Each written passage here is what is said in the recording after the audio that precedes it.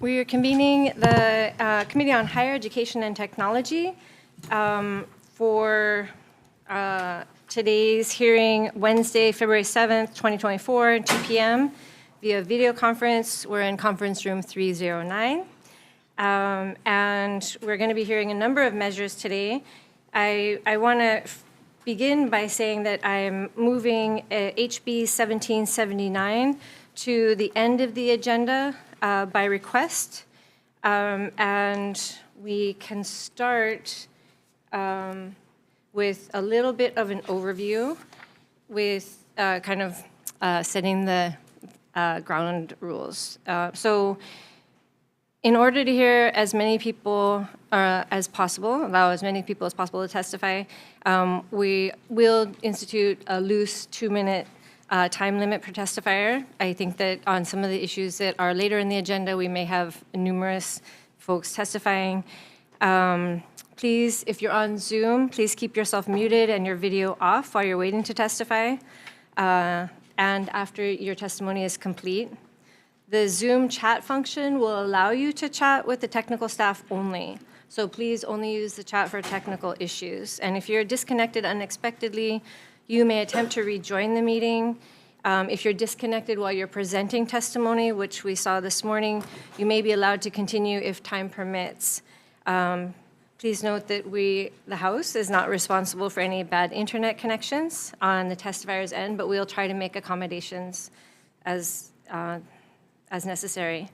In the event of a network failure, it may be necessary to reschedule our hearing or to schedule a meeting for decision-making. In that case, an appropriate notice will be posted. Please avoid using any trademarked or copyrighted images on the back of your Zoom image. And please, for everyone, refrain from profanity and uncivil behavior. Such behavior may be grounds for removal from the hearing without the ability to rejoin or participate. So I'd like to begin today's work with House Bill 1535 relating to the University of Hawaii Promise Program, which intends to provide scholarships for the unmet needs of qualified students at any four-year university and University of Hawaii campus who meet certain criteria. So this would be an expansion of the existing Hawaii Promise program. And first to testify, we have Deborah Hallett or Farah Marie Gomez from the University of Hawaii. And Hallett's here in person. Good afternoon, Chair, Vice Chair, members of the committee. I'm very happy to come and testify in support of expanding the Hawaii Promise to the four-year campuses as well. I don't know that I need to tell this committee that this measure would significantly help many of our least advantaged students as they transition from high school into college, either the two-year or the four-year campuses, and specifically and most importantly by expanding it out to the four-year degrees. We provide both a bridge for those who started at the community colleges, but also those who may be intending on going straight into a four-year college to have access to the same last dollar kinds of aid that we already provide to the community colleges. And that, of course, is, as I said, important for our most disadvantaged students. I should note that they still retain some costs on their own. So this covers the direct costs, but not costs including housing or other things. So there would still be a need for some additional support for them. Finally, I would like to say that, as you probably know, UHERO just put out a report that said the cost, that the ultimate benefit of higher education for all of our students is fairly significant, and that especially for those who are most disadvantaged, it can end intergenerational poverty, which I think is word enough. And I'll stop there. I'm sure you'll have questions later. Thank you. Thank you.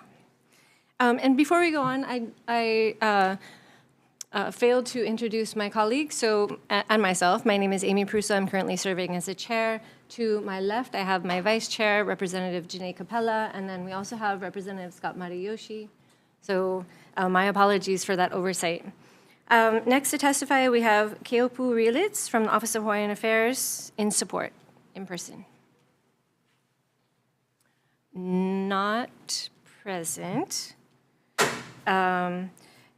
Next, we have Christian Fern from University of Hawaii Professional Assembly in support, in person. Good afternoon, Chair, Vice Chair, member of the committee. Sarah Beamer for Christian Fern at UHPA. We stand on a written testimony in support. Thank you so much. And the final person to testify is Lindsay Miller, individual in support in person. Aloha, Chair, Vice Chair, and the committee. I'm a current student at UH West Oahu, and I was a former recipient of the Hawaii Promise Scholarship. I'm a transfer student from Leeward Community College, so I really know the difference of having that offered and now having that taken away from me now that I'm at a 4-year. It was a tremendous help, kind of just alleviating all the stress of having to worry about money constantly. I was able to, in the time where I was still working and still receiving the scholarship, I could save up some of that money. But in my about year and a half now at West Oahu, a lot of that money has gone straight towards my tuition, and a lot of the income I get from working multiple jobs still goes straight to tuition money. And I know it's a similar case for a lot of my fellow students. A lot of us are working at least one job, paying our own way through school. And the Hawaii Promise Scholarship is a really, I think, realistic solution to help a lot of us who need it, but also not giving too much away and offering where it's needed the most. And I think just in general, if we want to help Hawaii's future, starting with the educational relief would be a great place to start and just give so much more of us a chance to enjoy all the possibilities and opportunities at college, wherever we choose to go, and not worry about working while we attend school, missing out on a lot of opportunities that we then sacrifice just to work and make ends meet. Thank you. Thank you so much. I don't have any other testifiers who have signed up to testify. Is there anyone else who wishes to testify on this measure? Members, are there any questions? I have a quick question. I have a quick question for the university. So in your testimony, you provided an estimation of costs. If you could speak to the basis for your estimation. Yeah, that's a good point. So we have used the past recipients as evidence of future need. Obviously, that is only one way to measure it. We've also begun to look at how that's going to look over multiple years if we average that out, because now we have multiple years to look at from the community college perspective. So these numbers are, of course, still in process. We also know that many students are having difficulty with the FAFSA form. You may have heard of what's happening at the federal level, and that actually we have data also that shows that some of our least advantaged students are not filling out the FAFSA at the same rates as some of our more advantaged students, and also then not going to college. So we do anticipate there being more need than our calculated need right here.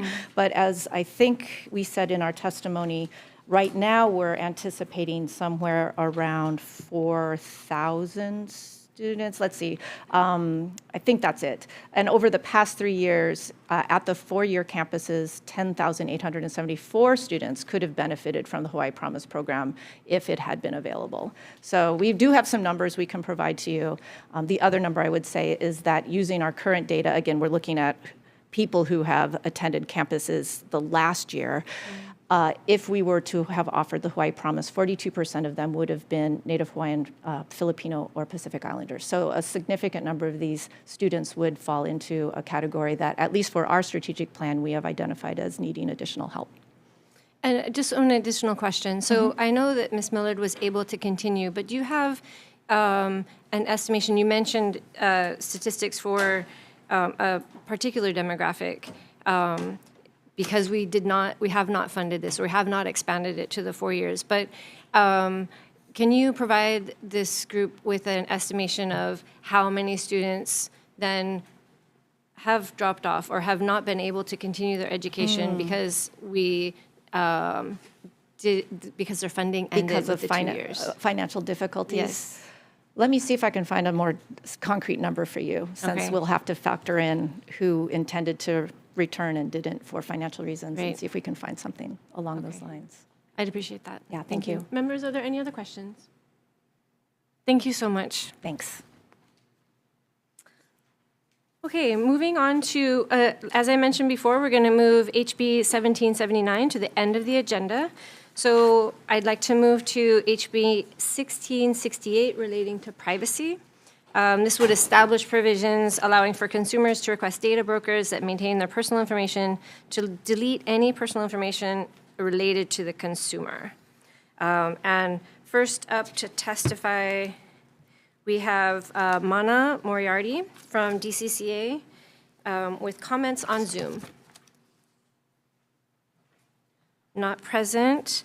Next, we have Matt Tsujimura or Mihoko Ito from CDIA in opposition on Zoom. Also not present. They were not ready for me to skip 1779. That's probably the problem. Next, we have Richard Varn, Coalition for Sensible Public Records Access in opposition on Zoom. All right, thank you, Madam Chair. My name is Richard Varn. I'm the Executive Director of the Coalition for Sensible Public Records Access. We have submitted written testimony that lays out some of the concerns we have with the bill. I want to then spend my time just telling you maybe the spirit in which we're offering these suggestions that we've made in the bill. Even though we're in opposition, we're really just trying to help you improve it. We do read the bills that come out of all the states related to data broker registration and to anything really related to public records and privacy. And we're trying to offer ways that you can create this bill in a way that's more consistent with what other states have done, and specifically around how you treat public records in relationship to data brokers or to data privacy or to privacy bills. There's some consistent definitions. The Uniform Law Commission, which I served as an observer on, has come up with. Other states have passed similar definitions like what they have done, and we strongly urge you to looking at making this a little more consistent with what the other states have done in protecting public records as part of what you're moving forward and doing.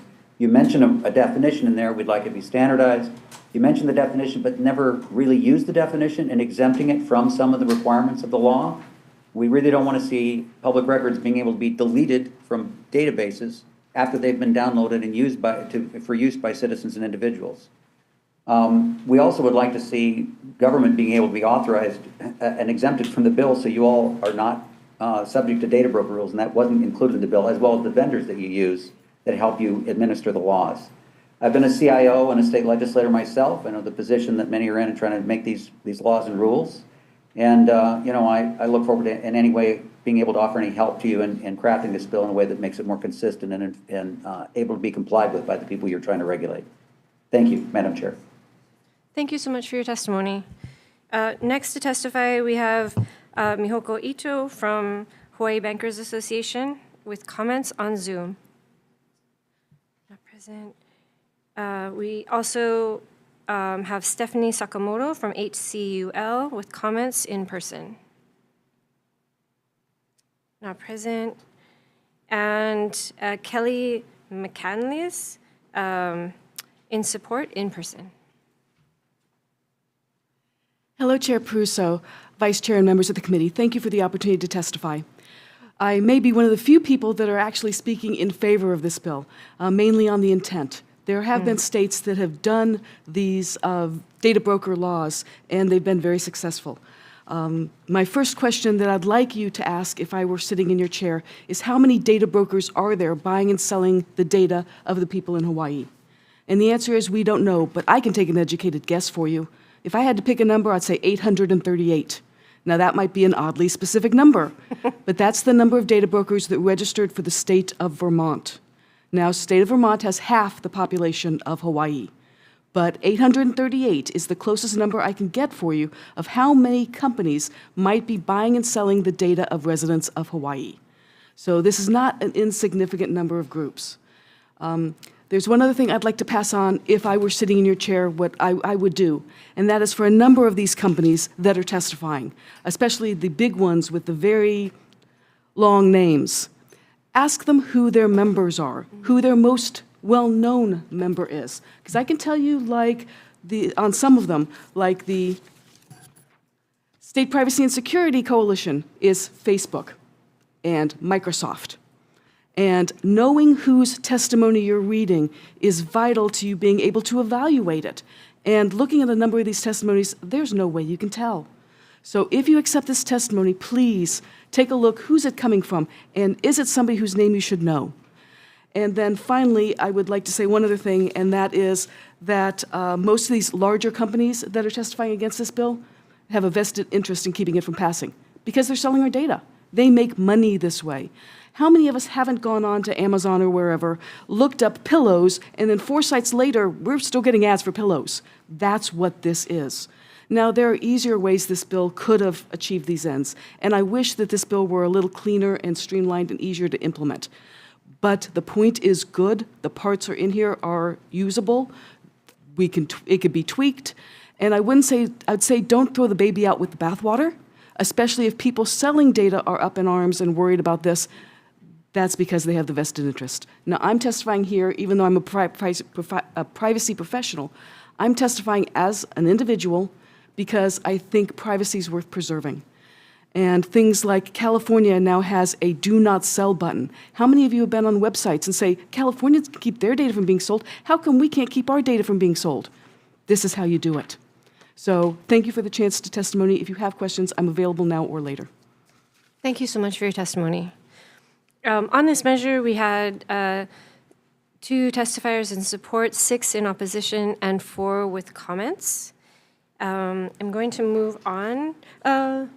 Members, are there any questions or concerns?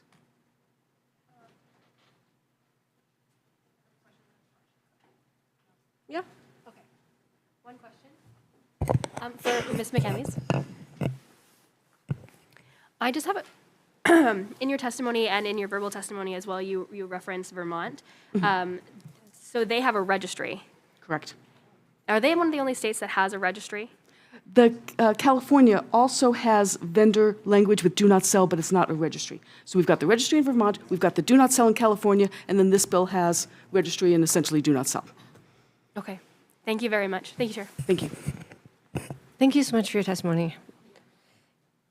We're going to move on to HB 2633, relating to access to education. This would appropriate funds to Leeward Community College, Waianaemoku, to support and assist students who are 24 years old or younger and ineligible to apply for federal financial assistance through the FAFSA because they're unable to access their parents' tax information. So on this measure, the first to testify, we have Carlos Peñalosa from UH in support in person. Aloha, Chair, Vice Chair, and members of the committee. Carlos Peñalosa, Leeward Community College Chancellor.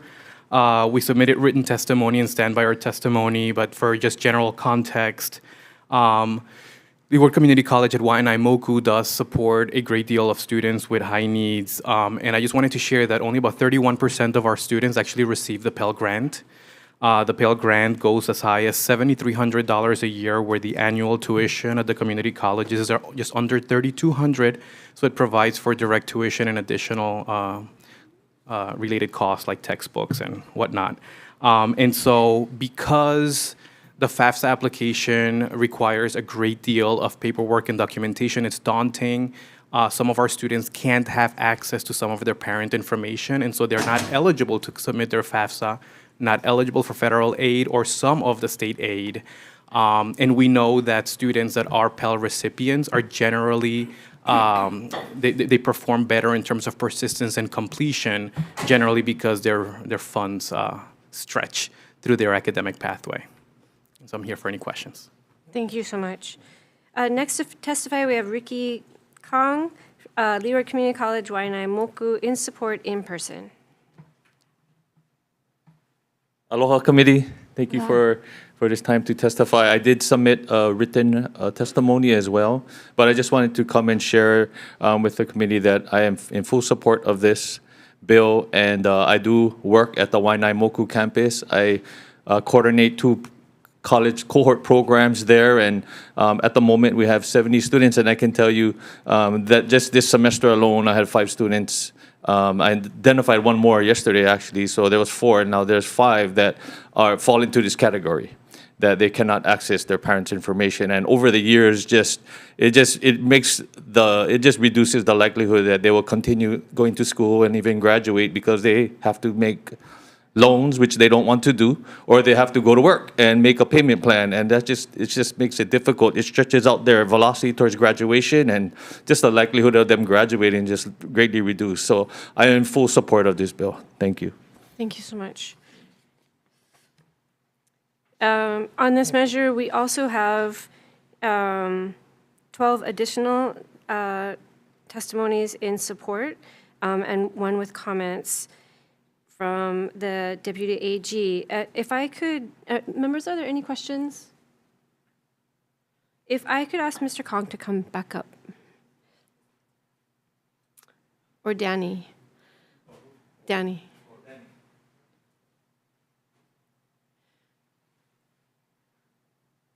So I just wanted to, well, first, thank you for your work at the Waianae campus and for your work with these students. And to ask you to explain a little bit for the committee, because you know, when we visited the campus, that was my first exposure to the kind of work that you're doing out there. And if you could kind of explain the nexus for you of the conditions of poverty that these students are facing, and then how you're trying to address those or provide more wraparound support, and then how this additional kind of support for the individual students would help you in that work.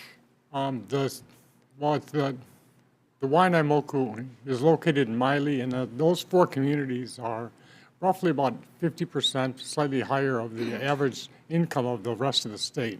So we're looking at a very, very, it's a poor part of the state. So it tends to be our students do tend to have, require Pell Grants. About 60% of our students apply for Pell Grants, so we're a little bit higher than the school average. And I believe it's about 40% of our students get Pell Grants, so we're higher than the Pu'uloa campus.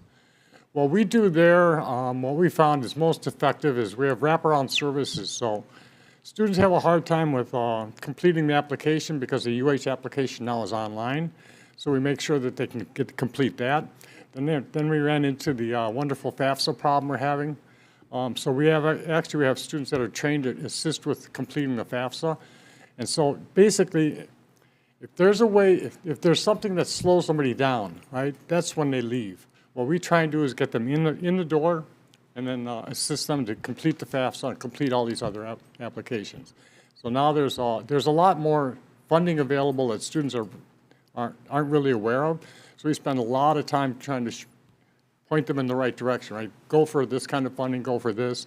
Women of Waianae is a big supporter of ours. That's be up in a couple months. So that's basically what we do is it's wraparound services, because these are students that probably didn't do really well in the past, and if they're looking for a reason not to, right? We give them a reason to, and that's what we do through our services.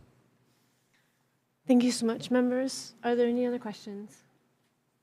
Thank you again. Thank you. Okay, moving on to, let's see, House Bill 1795 relating to community college. So this would establish a working group within the University of Hawaii to evaluate possibilities for making community college free for Hawaii residents. The first to testify, we have Candace Park, Deputy AG, with comments on Zoom. Oh, hi. Hi, good afternoon, Chair, Vice Chair, members of the committee. We've submitted our testimony regarding Article 10, Section 6 of the State Constitution, and I'm available for questions. Thank you so much. Next, we have Daintree Bartolidis, State Council of Developmental Disabilities in support, in person. We'll stand on our testimony in support. Thank you, Chair. Thank you. Next, we have Deborah Halbert, University of Hawaii, in support, in person. Thank you, Chair, Vice Chair. We stand on our written testimony as well. I'll just emphasize from that we've heard testimony just now that I think gives us some reason for why we would want to pursue this kind of effort. So thank you, and I'm happy to answer questions. Thank you so much. On that measure, we had 15 pieces of testimony submitted in support and 1 with comments. And I failed to mention on the previous measure, which is related, we had 12 pieces of testimony submitted in support and 1 with comments. Members, is there anybody else who would like to testify on this measure? Seeing none, members, are there any questions? Thank you. Moving on to the next measure, House Bill 1615, relating to campus safety. This would require all existing University of Hawaii employees to be provided training on federal laws and UH policies regarding sex discrimination and sexual misconduct by December 31st, 2024. It would appropriate funds out of the general revenues of the state rather than the University of Hawaii Tuition and Fees Special Fund for fiscal year 2024-25 for operating expenses and to establish positions. First to testify on this measure, we have Jan Govea, University of Hawaii, in support in person. Or Jen Rose. Yes, Jen Rose on behalf of VP Govea. Good afternoon, Chair Peruso, Vice Chair Capella, and members. The university stands in strong support. I'll just briefly be very brief and be available for questions.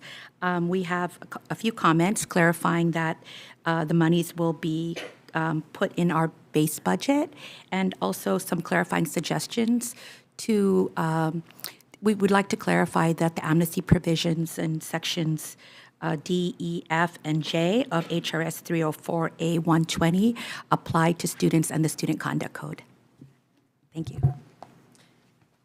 Thank you so much. And I have 8 pieces of testimony submitted in support, including testimony from the Democratic Party of Hawaii, Imua Alliance, Every Voice Hawaii, and the AAUW of Hawaii, along with 3 individuals. Is there anyone else wishing to testify on this measure? Seeing none, I'd like to move on. Or members, are there any questions? Mariyoshi. Yeah, I have a question for UH. So I'm wondering, because it doesn't seem like you have proper funding for this bill at this time, or for the required training at this time, which is why this bill is going through. If you don't get funding either through this bill or through the budget, are you going to be able to perform all this training before the deadline? I think that will be very challenging. I think, as I testified last year, right now, this may not be apparent, but we're actually very severely short-staffed. There's only 3 of us for the Manoa office, and it's been a very, very busy last 2 semesters and the start of this semester. And we are trying our best, Representative, but it will be difficult. It's challenging to try to anticipate the Biden regulations that we now know are forthcoming probably in March or April. So to prepare for those and those changes while also maintaining the compliance requirements that already are in existence from the state and based on federal law, we're very appreciative to this committee for your continued support and recognizing that this cannot be done without those resources. So this bill aside, or the requirements from last year's bill aside, are you able to meet federal guidelines and requirements and state guidelines and requirements too without doing these additional trainings? Well, I think these additional trainings are really important because they really address the needs of vulnerable populations.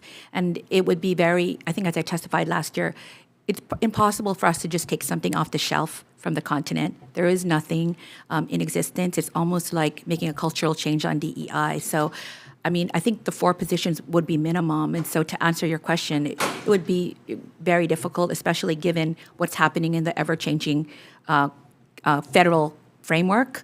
We're anticipating 2 changes with policies because there are the athletic changes that will need to be made, and those have not been dropped yet, as I understand it, as of yesterday. And we're already working towards,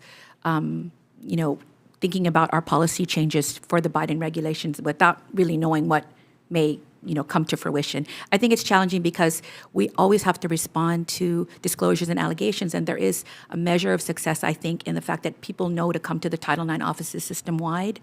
But that also means that there are so many disclosures that we have to assess from the very, very, very front end, and that takes up a lot of our resources. I don't know if that answers your question, but... Well, that kind of goes to my concern. You talked about how your office is very understaffed, and there's a lot of work to be done with short staff as it is.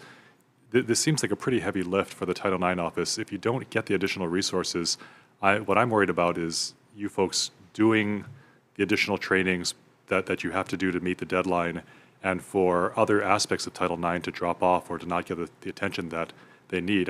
What I don't want is for these additional trainings to take the place of addressing Title IX complaints properly and thoroughly. Can you speak to that? I think that will be a challenge. We did a national search for investigators, and we were able to find 1 qualified investigator. It's a difficult field to be in. We just received a state of Title IX national report from the Association of Title IX Coordinators at TICSA. There's a lot of turnover because it is a difficult job. You have to be good at doing prevention and training. And then there's a lot of back end in terms of electronically monitoring. You have to have also the technical expertise, which is why one of the positions would be dedicated to being able to manage and upgrade our learning management systems, be able to work with the vendors to be able to update all of the requirements for students and employees. I mean, I really believe in the goals of this, what this bill has already accomplished from last year. And, you know, for us, we still stand in our position that it would be incredibly difficult. There is 3 of us in the Manoa office, and system-wide, I have another 2 staff. And so we have to manage all 10 campuses and make sure that all the Title IX coordinators are moving in the same direction whilst also writing all the policies and procedures. So it'll be challenging because I know there'll be a lot of training required for pregnancy and parenting for both students and employees because we have the overlap of the Biden regulations and the recently adopted PWFA, which is a new federal law creating new requirements around the rights for pregnant and parenting employees and students, which is a great thing. But we're already anticipating and working on that. And it requires us representatives to have to divide our time and not be able to do as much of the live training as we'd like to do. So I have one more just clarifying question then. If you don't get funding, if you don't get the $1 million, will there be a drop-off in Title IX services due to just a lack of resources? I mean, I think we will continually respond to allegations. We'll always respond to disclosures. We have to keep that front-facing office open consistently, and there has been more reporting, which I think is great. But it's hard to say. I think, you know, we have to sort of wear 3 different hats, and so it's possible. I think I have the vice president here who wants to add something. Thank you, Chair, Vice Chair, and members of the committee. Jen is a very optimistic person, and she always is positive and never walks away from a challenge. And so I think that's why she is not going to be a lot more blunt in response to your question, Representative Matayoshi. But I will go out there on a limb here and say there is a very high risk of that happening. And that without the funding, we will have to make difficult choices on what is the priority. And so we will need the funding and the positions to be able to comply with the training requirements. And without that, we will probably not comply with the training requirements. Okay, so if push comes to shove, investigating and investigating Title IX and processing Title IX complaints will come before the training, even though it's mandated and there's a deadline. Yeah, I mean, it's a matter of, again, juggling, but yes, we have to put compliance of Title IX complaints, ahead of the training, if push came to shove. Okay. But we're optimistic that it will not get to that point. Understandable, thank you. Okay. Thank you, Chair. Rep. Capella. Thank you so much, Vice President Govea and Ms. Rose. First off, I want to say thank you so much for your incredible work, for your optimism, and for also your being so blunt. And I do want to thank Representative Matayoshi for his comments as well. I think it speaks specifically to the fact that you folks have been starved. This whole office, regardless of this bill or not, you folks have been starved, and it just goes to show that with or without this bill, you need funding for these types of programs so that every single student feels safe on college campuses and your campuses across the state. So I do want to say thank you, and I really hope for the next committee coming forward, specifically the Money Committee, that they will pay special attention to measures like this that ensure safety, because people can't learn unless you feel safe. I did want to ask one question. Along with safety, one of the things that you folks do really wonderfully is your climate survey. And I noticed that the climate survey hasn't come out for this last year. Do you know when that's going to be available? So it's actually already in the queue. Okay. And we have, everyone sort of on alert, because sometimes what happens is there are more allegations and calls to us once that comes out, which is a good thing, right? Because it's like people are aware of their rights. So I think it's going to be going out on Friday or Monday. So the report, including highlights, so that's easy for, for example, legislators like yourselves to be able to use that information in a digestible way, as well as a media story, which is already ready to go. Thank you so much. Yes, thanks for your patience. One second question, Ms. Rose. Yes. Among this bill is kind of a follow-up from last year's bill. Last year's bill contained the amnesty portion, and I was wondering if you could give us an update on when the amnesty really will be available to students, because it's technically available now, but I think a lot of students just don't understand. And I know you folks are working on a policy. Yes, and I'll let VP Govea add if there's anything that I get right at the executive level, but we do actually have worked on the amnesty policy, and it is live now. So it's not just that it's been already happening in practice, but we actually have it explicitly out as an interim policy. Obviously, there's time that takes, as you know that as far as vetting with various governance and stakeholders. So that is live, and we're actually making a plan. It's going to, again, as Representative Mariyoshi kind of reminded me, that it'll be challenging around the education piece with being so short-staffed, but we have worked on it, and so students will be made aware of it. I don't know if you want to add anything, VP Govea, too. Yeah. Yeah, I do want to say that for the president, this was a priority. And so he did sign an interim policy into effect on January 30th. So just like a week or so ago, because again, he does recognize the value and importance of this matter. Just one quick question. Can you maybe explain a little bit more about how you plan on, because I know you talked about a plan. Can you share how you plan on disseminating this information to students and the new policy that was just signed?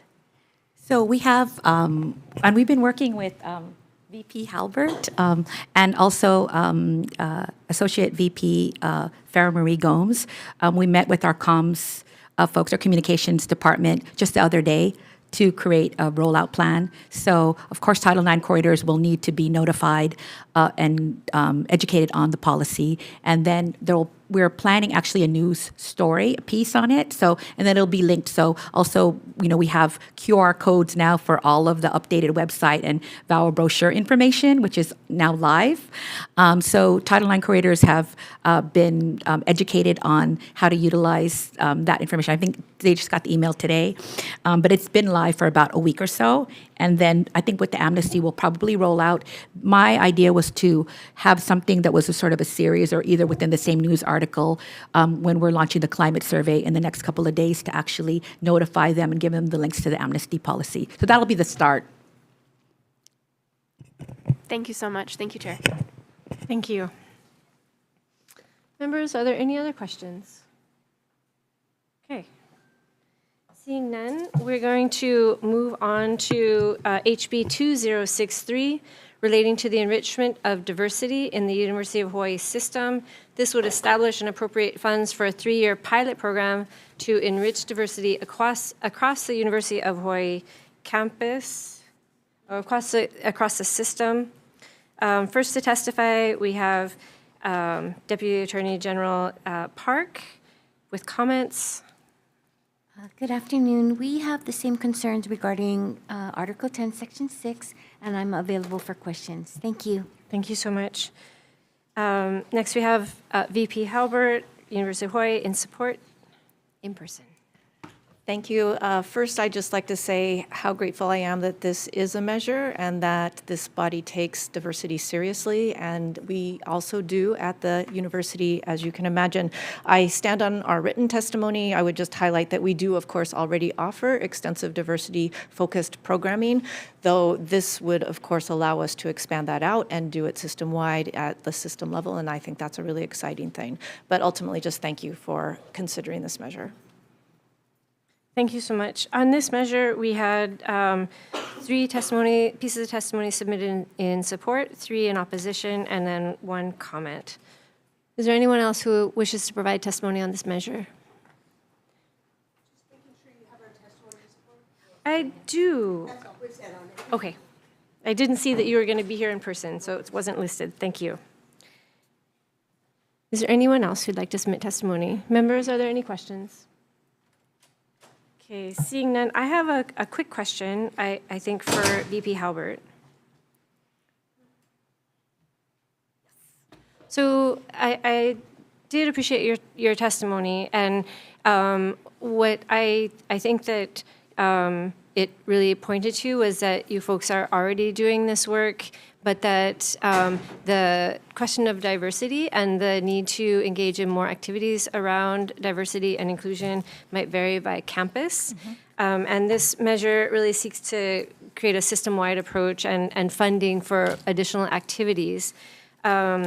So I was wondering if you could also point us or maybe send the committee, send myself, and I can share with the committee additional work that you might be doing around national efforts on DEI. And then we can kind of establish, I think, a better baseline for need for this work, because I feel like we're just beginning to have this conversation, and you know, the mixture of testimony and also kind of the variation across our campuses and across our system make it challenging to think about how we could best use these funds.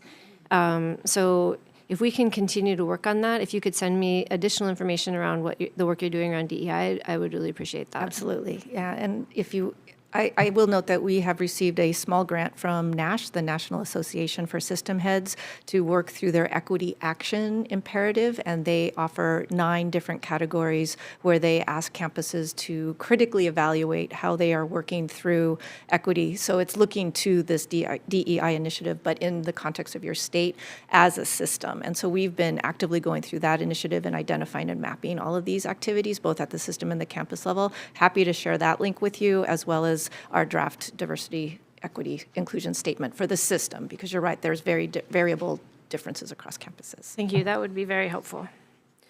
Members, any additional questions? Okay, we're going to move on then to HB 1676, relating to the University of Hawaii, which would appropriate funds to the University of Hawaii to fulfill the requirements of Act 141, Session Laws of Hawaii 2022. First, to testify, we have Nathan Murata, University of Hawaii, in support on Zoom. Good afternoon, Chair Peruso, Vice Chair Capella, and members of committee. Nathan Murata, Dean, College of Education, UH Manoa. Thank you for this opportunity to testify in support of HB 1676, which appropriates funds to the University of Hawaii to fulfill the requirements of Act 141, Session Laws of Hawaii 2022. The requirements of 141, Sessions Laws 2022, requires the University of Hawaii to establish a K-12 expanded teaching cohort program for all students pursuing undergraduate degrees in education in each county. The University of Hawaii College of Education, in collaboration with all UH system campuses, is committed to establishing an expanded cohort program. Thank you for this opportunity to testify. I'm available for questions. Thank you. Thank you so much. Next to testify, we have Mitzi Higa, Hawaii Teacher Standards Board, in support in person. Hi, good afternoon, Ms. Representative Peruso and Vice Chair Capella. Speaking on behalf of the Hawaii Teacher Standards Board, we are in support of this measure. We support funding an act that we know will expand the cohorts across the state.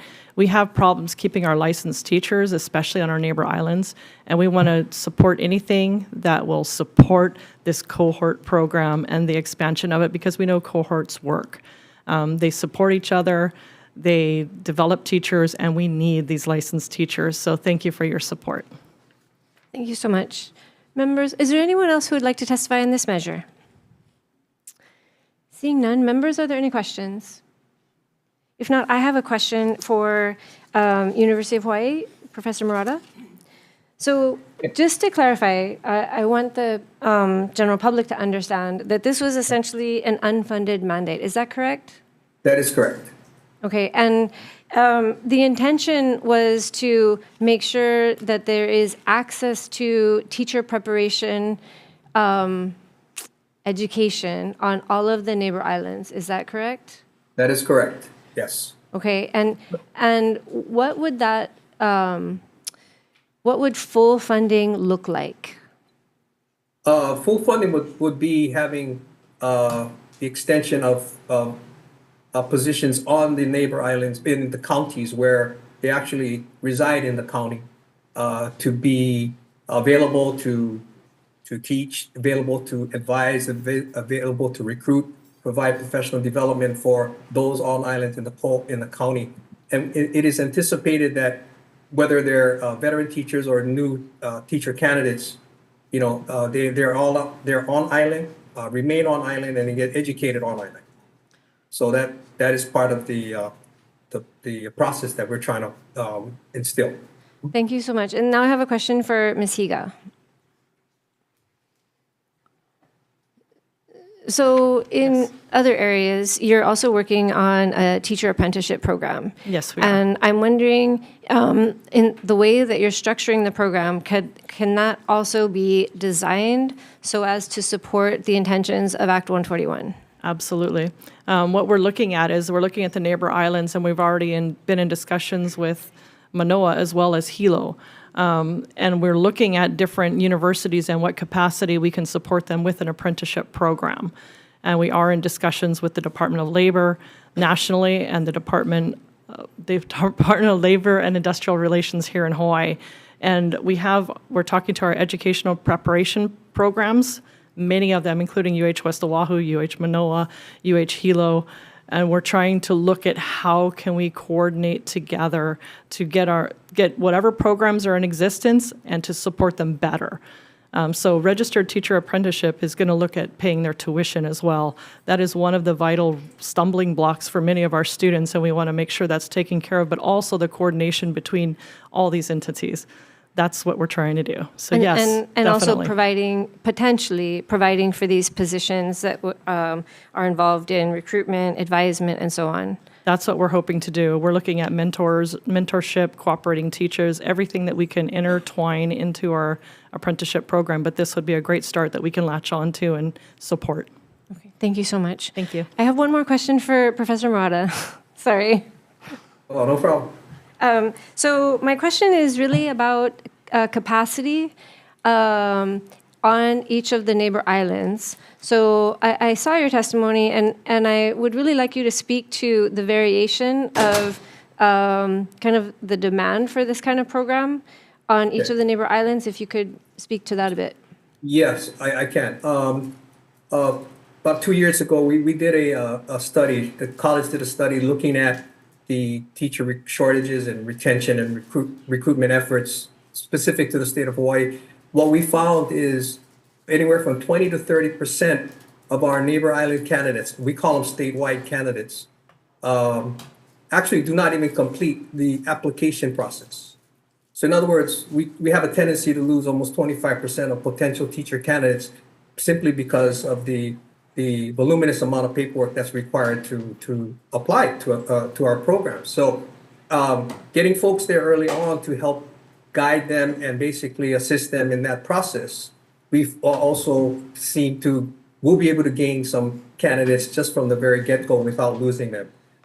So we have a funnel management theory thing that we've designed and put together that we're hoping that we can implement when we get this cohort expanded cohort teacher program up and running. Now, as far as the actual data, we do know that we've already started something on a pilot with Maui College. I think we're looking at anywhere from 12 to almost 24 students in an elementary program. On Kauai, I think the numbers are a little bit smaller than that. We plan to also work with UH Hilo and their newly designed BA program on their side to also help recruit not only from their point of view, but maybe on the side of Kona. So as far as the actual numbers, we look pretty good as far as Maui County is concerned. When I say county, including Molokai and Lanai.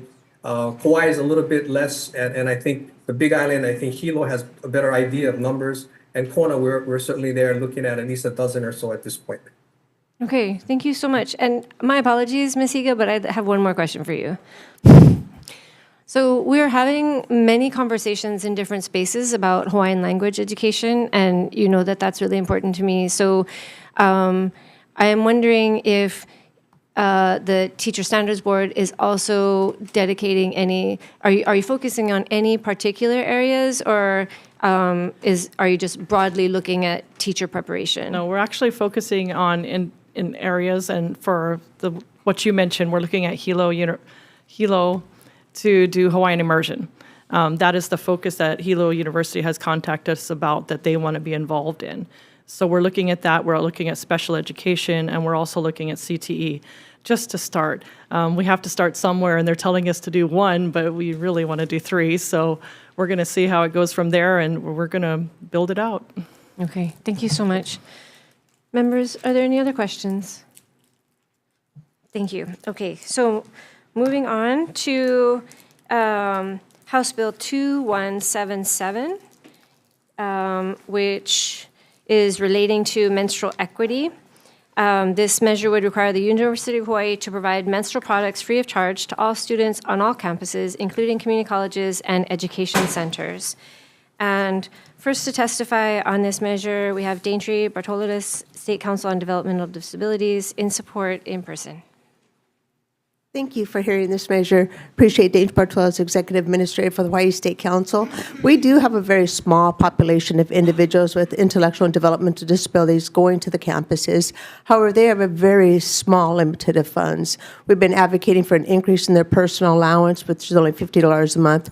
So just the little things that could help out, and something like this would definitely, thank you very much for this opportunity. Thank you. Next, we have Hanalei G., Hawaii State Youth Commission, in support on Zoom. Chair Caruso, Vice Chair Capella, and members of the House Committee on Higher Education and Technology. My name is Hanalei, and I'm speaking today on behalf of the Hawaii State Youth Commission. The Hawaii State Youth Commission is in strong support of HB 2177.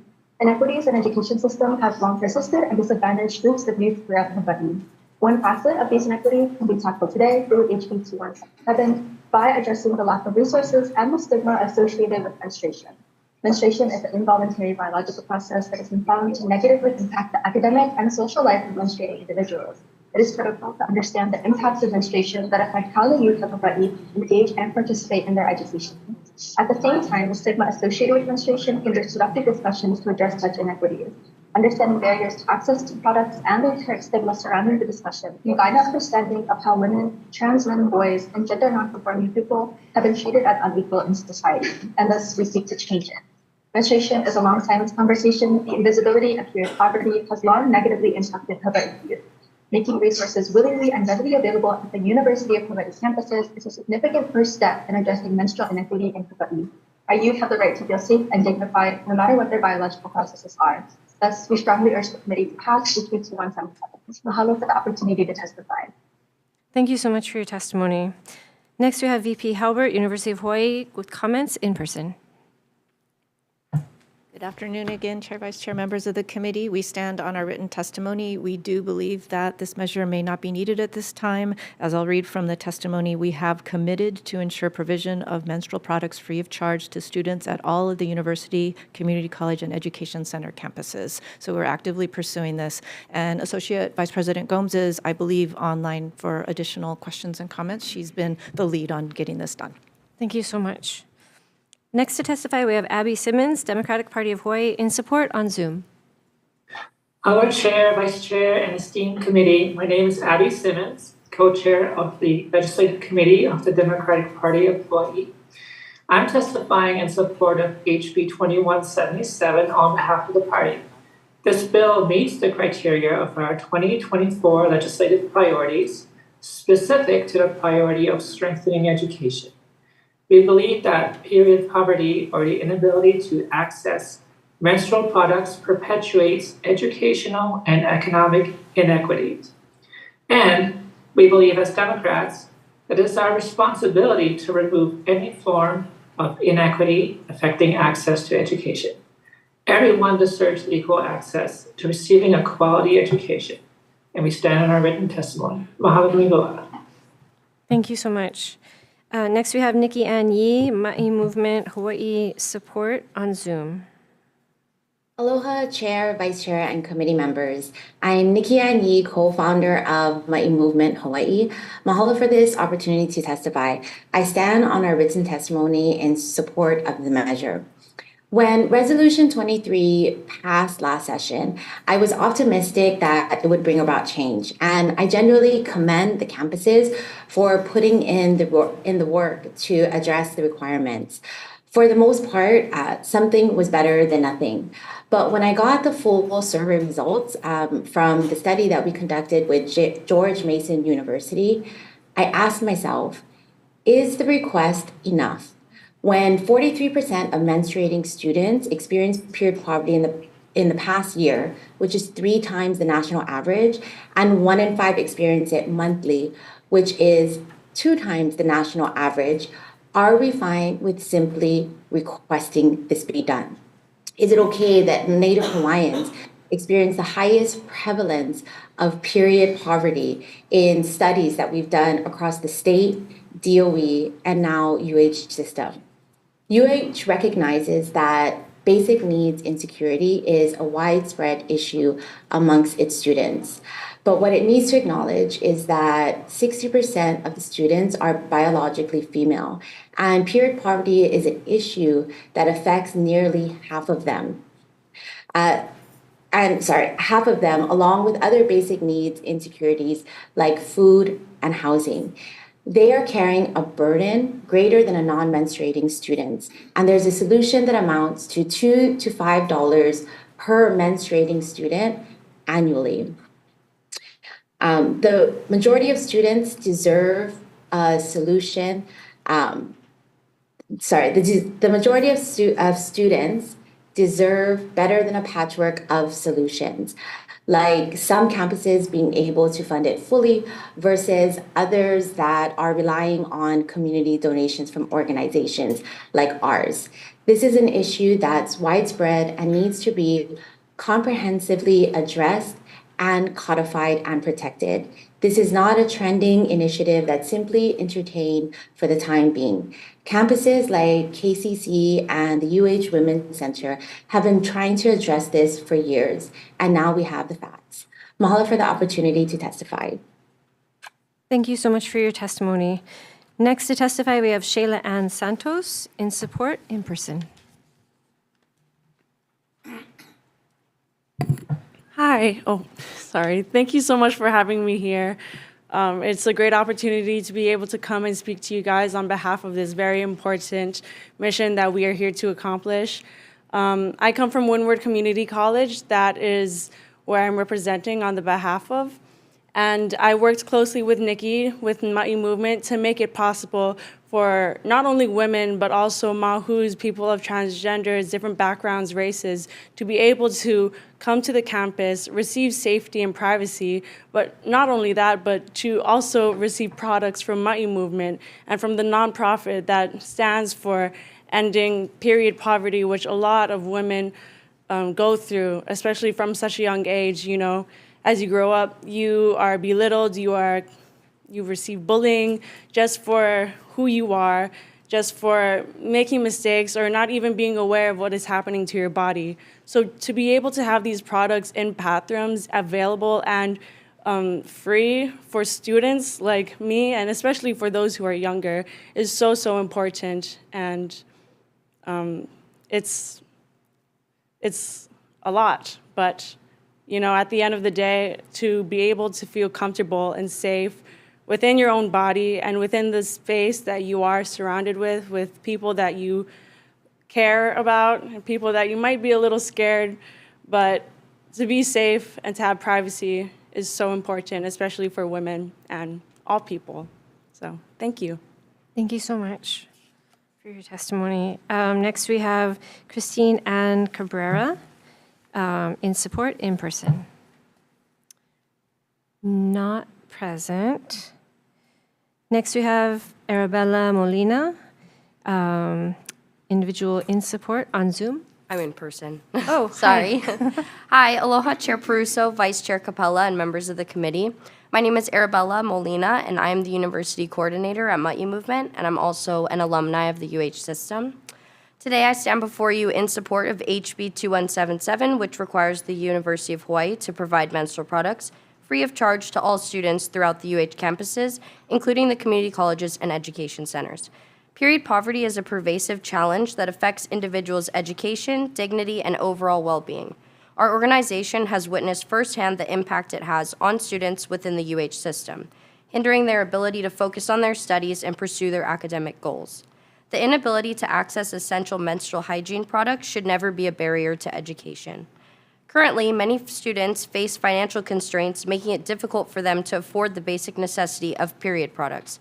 I know this because I am a former UH system student who dealt with period poverty on a regular basis.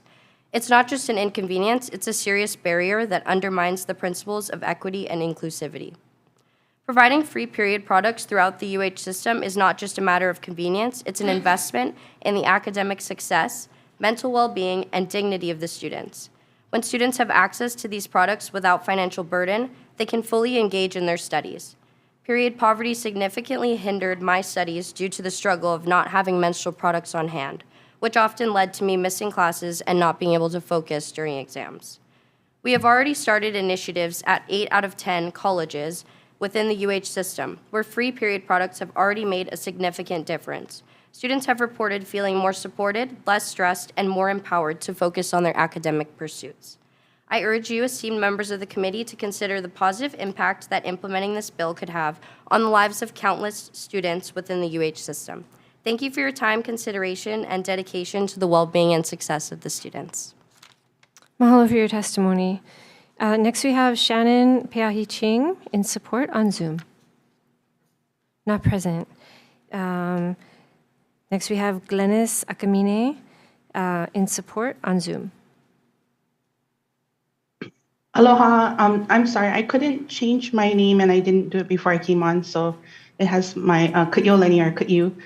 I wanted to stand on my testimony. I submitted written testimony. So aloha. Chair Peruso, Vice Chair Capella, and members of the Higher Education and Technology Committee. I first and foremost wanted to mahalo you for all of your hard work and dedication to our state and support of higher education.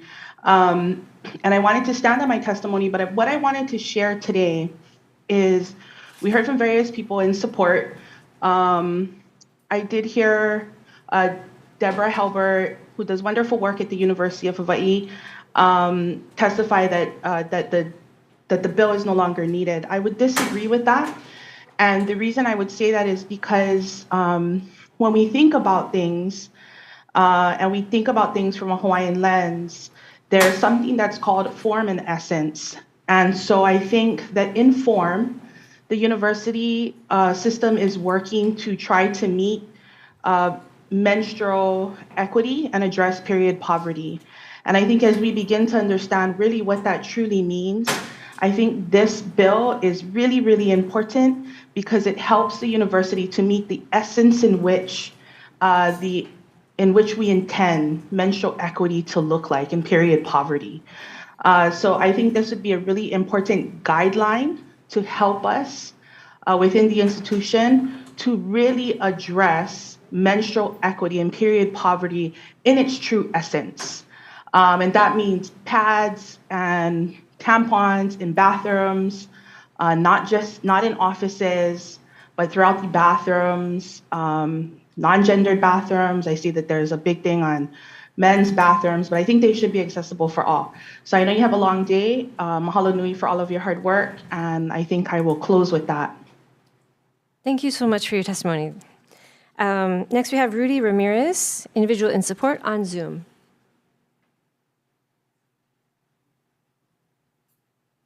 Aloha, esteemed committee members. My name is Rudy Ramirez.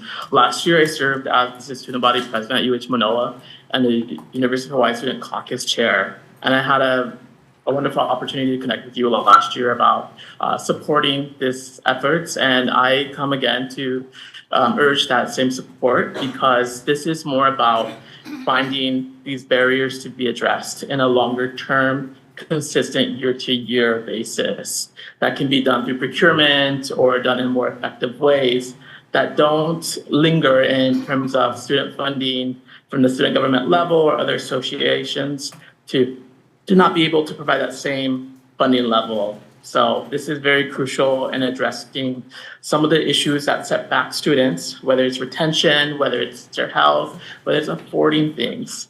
And we knew how in a few years back that by passing this on the K-12 level, that was so important, and it was put forward with a lot of collaborative efforts on both chambers. So I really urge for this support. Mahalo.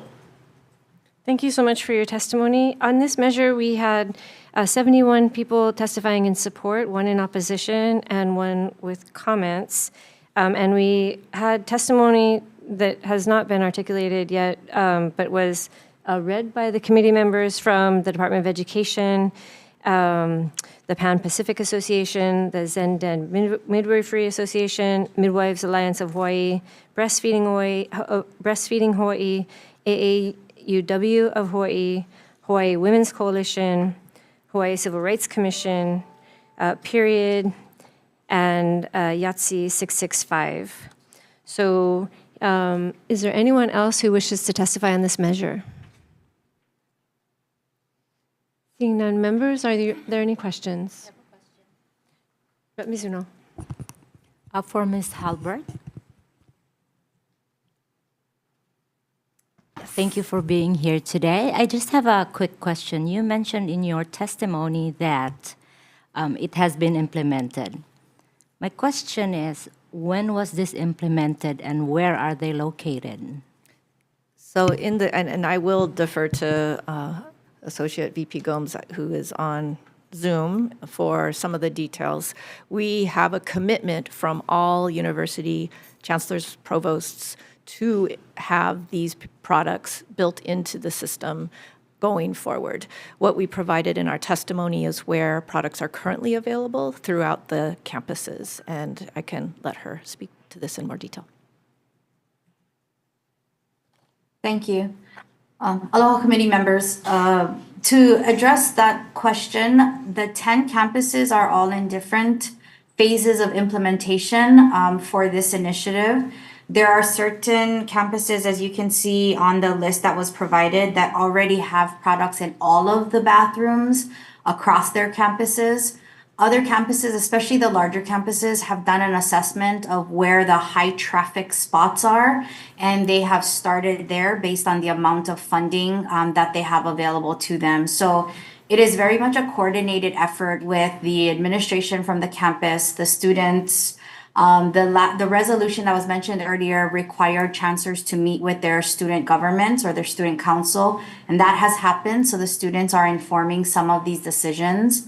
And the UH System Basic Needs Committee also includes members from all 10 campuses that are closely monitoring, and many of them that have food pantries or basic need distribution centers are distributing free menstrual products out of those locations as well. So it is varied, but dependent upon and determined by the campus based on their unique needs.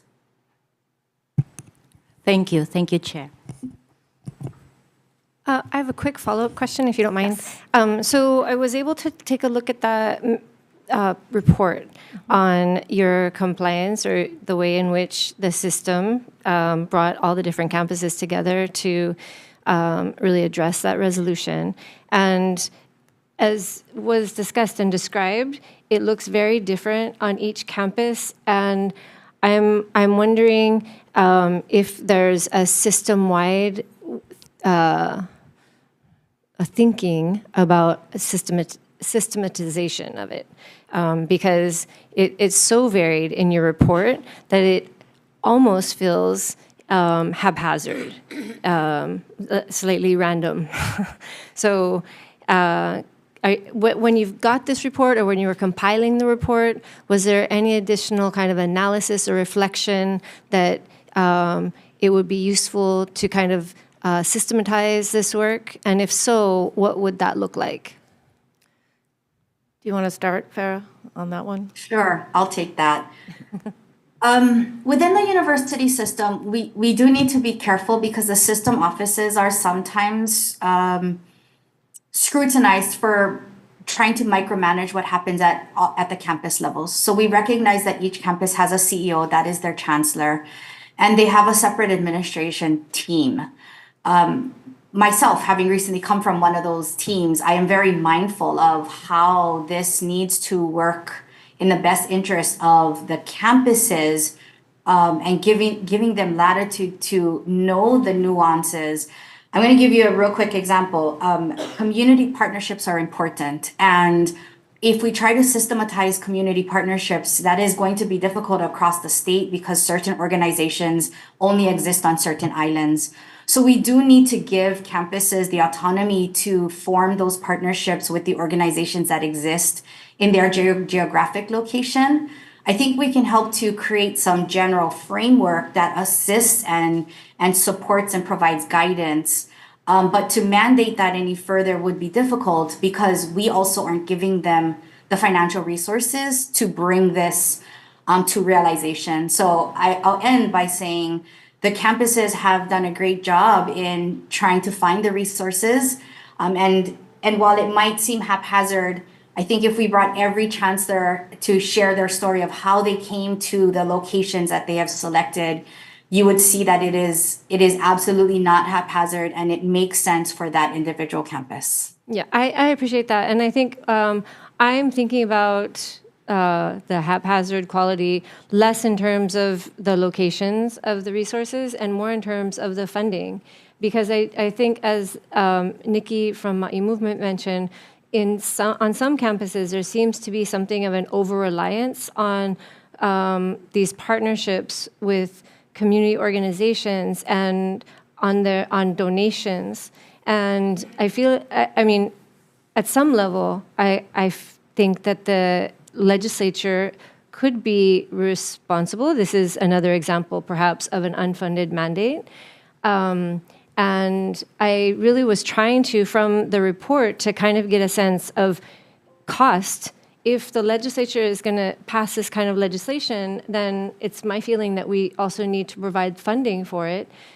And it's hard to get a sense of what those costs would look like just looking at the report and how they would be differentially allocated. So that's really why I was asking more about that overview, the reflection, the analysis. So if you haven't gone through that process and thought about what it would look like to really institutionalize this, right? So thinking about what some of the folks who have testified have said, that this needs to be something that is routinized, like kind of normalized, and it's part of the basic materials that students are provided with so that there aren't those kinds of barriers to their education, then what does that look like, the removal of that particular barrier?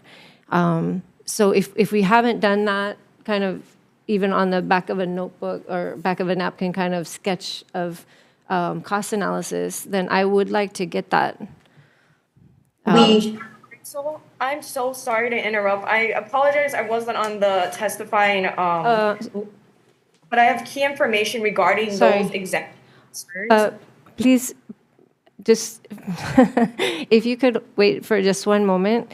So we are in the midst of having a discussion, and I will ask you for your input in just a moment, but I would like the university to respond. Thank you for that question. We did do a quick estimate last year before the end of the session, and we estimated the cost based on what was proposed last year to be $1.5 million, and we did provide that in one of our testimony. So a range of $1 million to $1.5 million.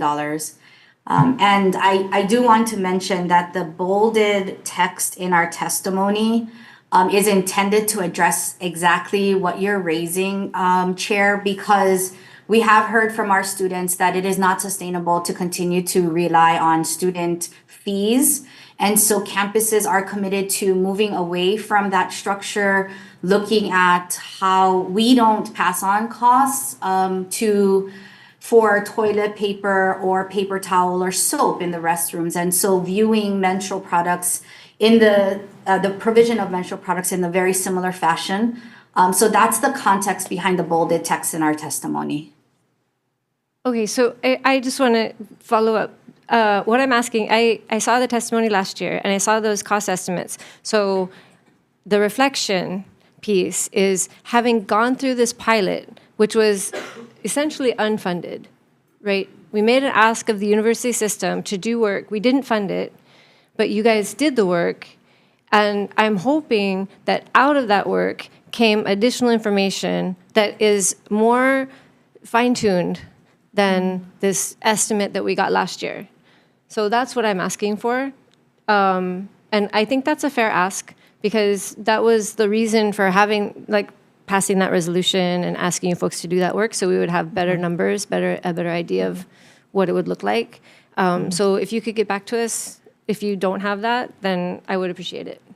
Certainly. And then also, I would like to ask that student, Jenny, and I don't have her on my testifier list, so I am going to make an exception and allow you to testify or add your manao to this conversation in the hopes that you can help us better understand this issue. I am so sorry, Chair. This is my first time testifying in front of you guys, so I apologize about that. The reason why I was like really eager is because I was part of student government with Leeward Community College. Our team, we implemented those period products dispensers. We got funding from our student government to do so. And then I was also part of the Kapiolani Community College. I was part of their student government when we gave them funding for PTK. One thing I noticed when the implementation for the majority of these period products was that it came from students. Students were the ones that brought these dispensers up. And I'm currently at the UH Manoa as an undergrad, and we're implementing period products in our engineering buildings.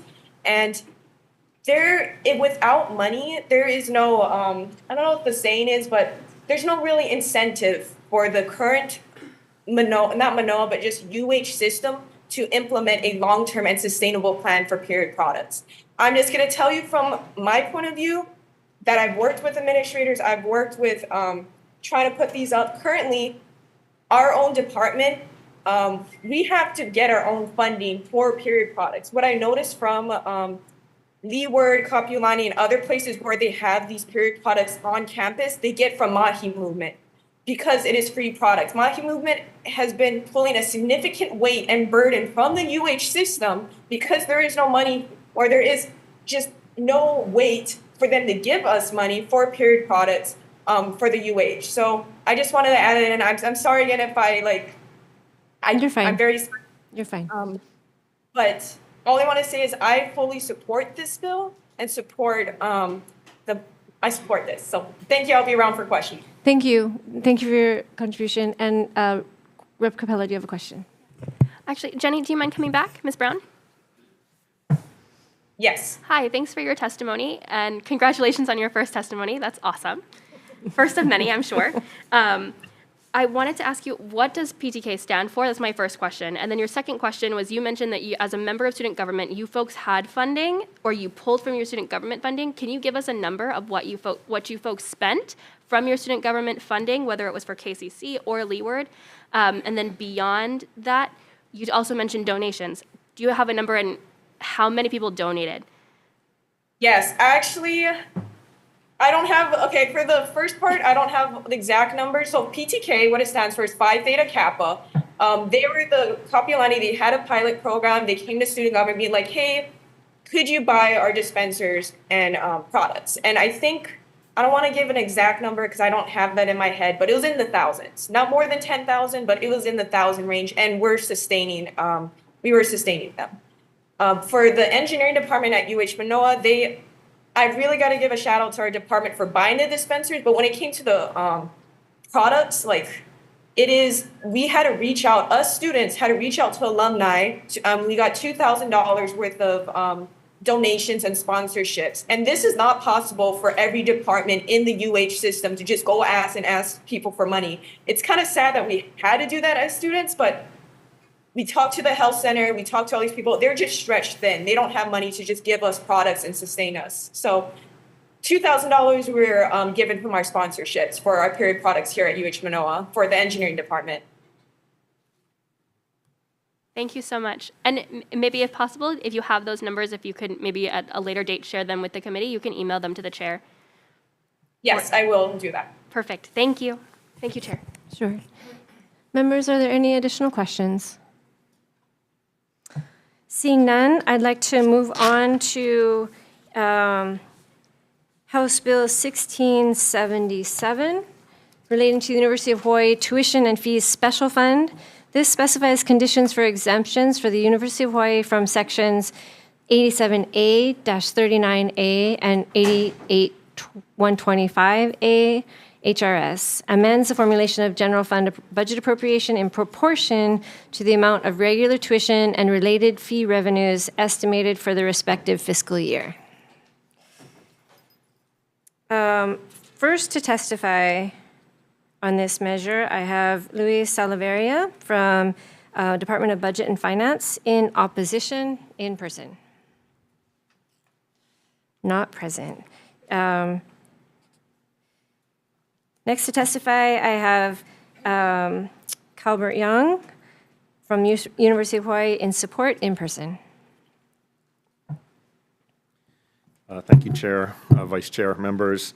So University has submitted testimony in support of this measure. I would just highlight some. This is a technical bill that puts into statute a practice that previously existed administratively, whereby going back to around the turn of the century, so the early 2000s, during what was a former recession, when general funds were reduced from departments, including the University of Hawaii, from salaries for existing warm body positions. At that time, the executive branch and the administration of the University of Hawaii put into practice an approach that was cost sharing to preserve existing warm body general fund authorized positions.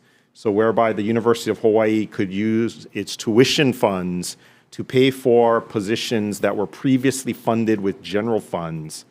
And in exchange, the state would continue to utilize general funds to pay for the fringe of those positions. So it was cost sharing in the approach. That practice was in existence till 2022, when the university stopped. The CFO, myself, issued a directive that the university would stop this practice. To be fair, it was not provided for in statute. This bill would provide for it in statute. It is a cost-sharing approach.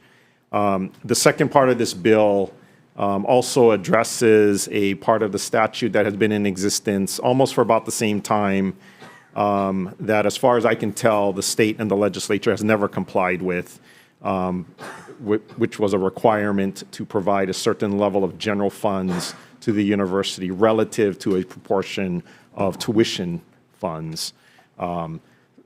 It's never been in practice, so it's never been applicable. Frankly, I don't see how that approach could be sustainable either. So I think the university would be agreeable for support on both of those provisions in this bill. And it is a technical bill, so I can appreciate legislators having questions about the actual technical application. So happy to answer any questions. Thank you, Madam Chair. Thank you. And you are our final testifier on this measure because it is a technical bill. Is there anyone else who'd like to testify on this? Okay, seeing none. Members, are there any questions? I have questions. So, first of all, there are two parts, and the first part, I'm curious about your skepticism about the legislature's unwillingness or inability to live up to funding 3 times the amount of tuition. Because, and the reason I'm asking this question is that if tuition was lower, so let's say that the amount of tuition that you were collecting was somewhere in the range of, 200 million.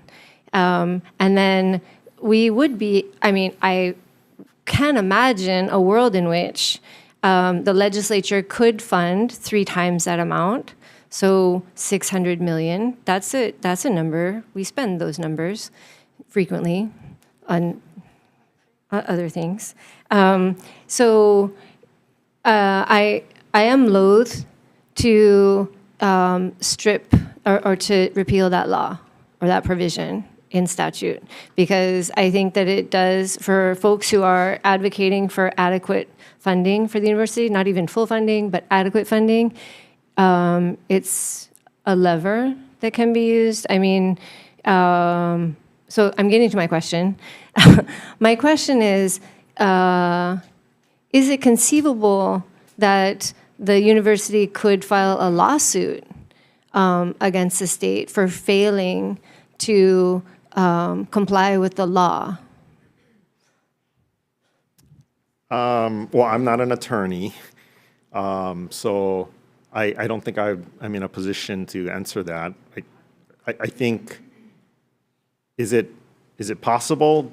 I think anything's possible. Anyone can file a lawsuit. I would say on behalf of the university, I don't see that as a realistic possibility. We are a state agency, and frankly, as a former state budget and finance director, who was the budget and finance director when this statute was in play when I was the budget and finance director. In fact, the administrative treatment of this cost-sharing approach was in play while I was a budget and finance director, even though it was not provided for under statute.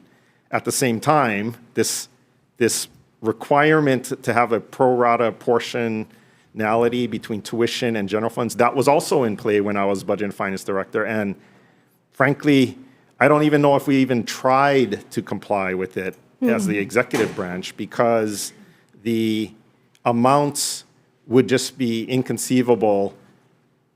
Granted, during my tenure, it was a former recession and the state was in hard financial conditions, so I can see that. But historically, before that, before any of us were at the legislature or even for myself within the state, I'm not sure what was the impetus to create this requirement in statute for general funds needing to be a certain amount more than the tuition and fees. There's probably some good rationale at that time. However, since the creation of that statute, what has happened, the legislature never provided the requirement of enough general funds, and that had triggered the university to raise tuition rates. So there was a period of time that we all remember that tuition at UH Manoa, let's say, I remember when I went there, it was less than $1,000 a semester. Maybe it was even less when other people remember. Now it is more than $5,000 a semester, right? I mean, it's significantly increased. All of that occurred because the total amount of fund the university actually hasn't increased over the last 10 years. The amount of tuition revenue generated plus the amount of general funds that's provided to the university, that total in the aggregate has largely been pretty static. What has changed is the amount of general funds, which has gone down, and what has changed is the amount of tuition, which has gone up. So everything is pretty much stayed static. So now we are at the point where if I looked at that part of the statute and I looked at how much tuition revenue is being brought in by the university, which is actually about $400 million a year total. If the state had to provide 3 times that in general funds, that'd be like $1.2 billion a year. As a former budget and finance director, that's a pretty big ticket number. So that's why, I don't see the university, really pressing that, hey, we got to hold on to this statute, because it's never been complied with. And we're at the point where, I don't see how the state could afford to do that. Now, the scenario you've presented, which is, well, what if the legislature was able to provide an amount and the university was willing to lower tuition and thereby comply to this statute? Yeah, that's a scenario that, I think it would be a moonshot scenario that maybe we could all work towards. And, if it was if it was driven by trying to comply with this part of the statute. But again, like I said, in the history of this particular provision, I have not seen that the state has been able to comply. Okay, and I appreciate that, but I do think that the fact that it's in statute and whether or not the university would file a lawsuit, it is still something that is available for people who care about publicly funded education. And I think people are becoming increasingly aware of the underfunding or defunding of the university system. So I am really, like, I understand the trade-off that's being made in this bill, and it's actually, it seems like an offer, right? Mm-hmm. That you're willing to give up something that you haven't really seen work for the university, that was meant to actually protect funding for the university and really never has in practice, for going back to a cost-sharing practice. And then that leads me to my second question, which is, why did you agree to move away from this cost-sharing practice in 2022? Well, in large part because there were elements of the legislature that made an issue of that practice. And as a state administrator and an administrator for the university, it is accurate. It's not provided for in statute.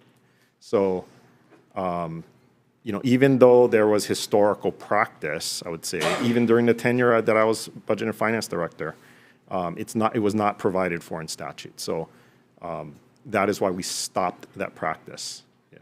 And I appreciate that. I mean, okay. And I think that the legislative record of those conversations is pretty clear. It was an issue that, was complicated, but it's unresolved, right? I feel like the cost sharing, now we're in a space where it's not being addressed at all, from my perspective. So the university stopped this practice in 2022. All that did was increase the cost of the university by about $12 million since. So it was viewed as a cost-sharing approach when it was initially implemented administratively back in the early 2000s. It saved the state money.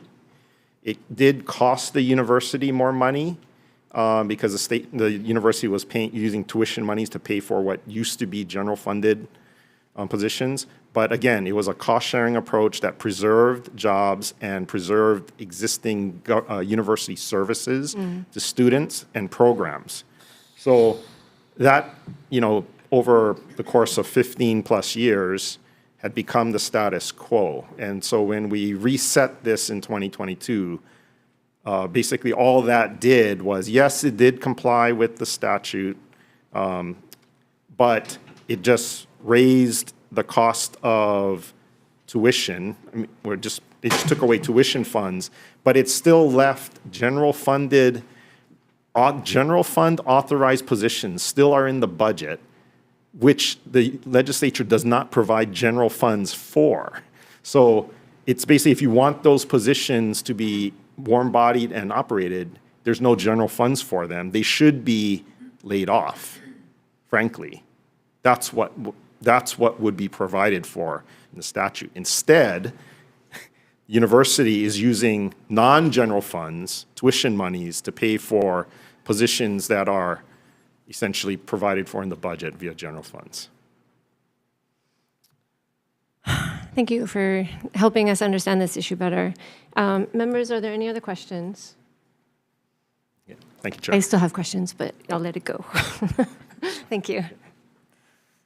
Okay, next we're going to move on to House Bill 1788, relating to the tax credit for research activities. This would add a cap for the amount of tax credit for research activities that an eligible taxpayer and the taxpayer's related entities may receive per taxable year. It consolidates the survey and certification requirements for tax credits, amends the annual aggregate cap on tax credits for research activities that DBET may certify, requires certification of tax credits for research activities on a first-come, first-served basis, to be based on the date that a complete application is received, subject to certain conditions. So it also extends to 12/31/29, the sunset date for tax credits for research activities. First to testify on this is Janine Udui, Deputy AG, with comments on Zoom. Oh, hello. In person. Hi. Good afternoon, Chair Peruso, members of the committee. My name is Janine Udui, Deputy Attorney General, testifying today on behalf of the department. This bill, among other things, extends the sunset date for tax credits for research activities from December 31, 2024 through to December 31, 2029. However, Section 1, page 13, lines 1 to 2 of the bill does not reflect this change. We have submitted an amendment identifying the section and recommending a change to the date. Thank you for allowing me to provide comments today. I am available for questions. Thank you for your testimony. Next, we have Gary Suganuma, Department of Taxation, with comments in person. Good afternoon, Chair, Vice Chair, members of the committee. Clinton Piper, Department of Taxation. I would note we did recommend a number of possible amendments, including an amendment to the exclusion date in Section M. Other than that, I'll stand on my testimony, available for questions. Thank you for your testimony. Next, we have David Kelly Holokai, I think, DBET in support in person. Aloha, my name is David Kiliolokai. I'm the accountant under CID with DBET, and we stand by our written testimony. Thank you so much. Next, we have Tom Yamachika, Tax Foundation of Hawaii, with comments on Zoom. Good afternoon, Chair, members of the committee. This is Jane McMillan on behalf of Tom Yamachika for the Tax Foundation of Hawaii. We've submitted some comments on the measure. We'll stand on a written comment. Thank you. Thank you. Next, we have Wayne Inouye, HTDC, in support in person.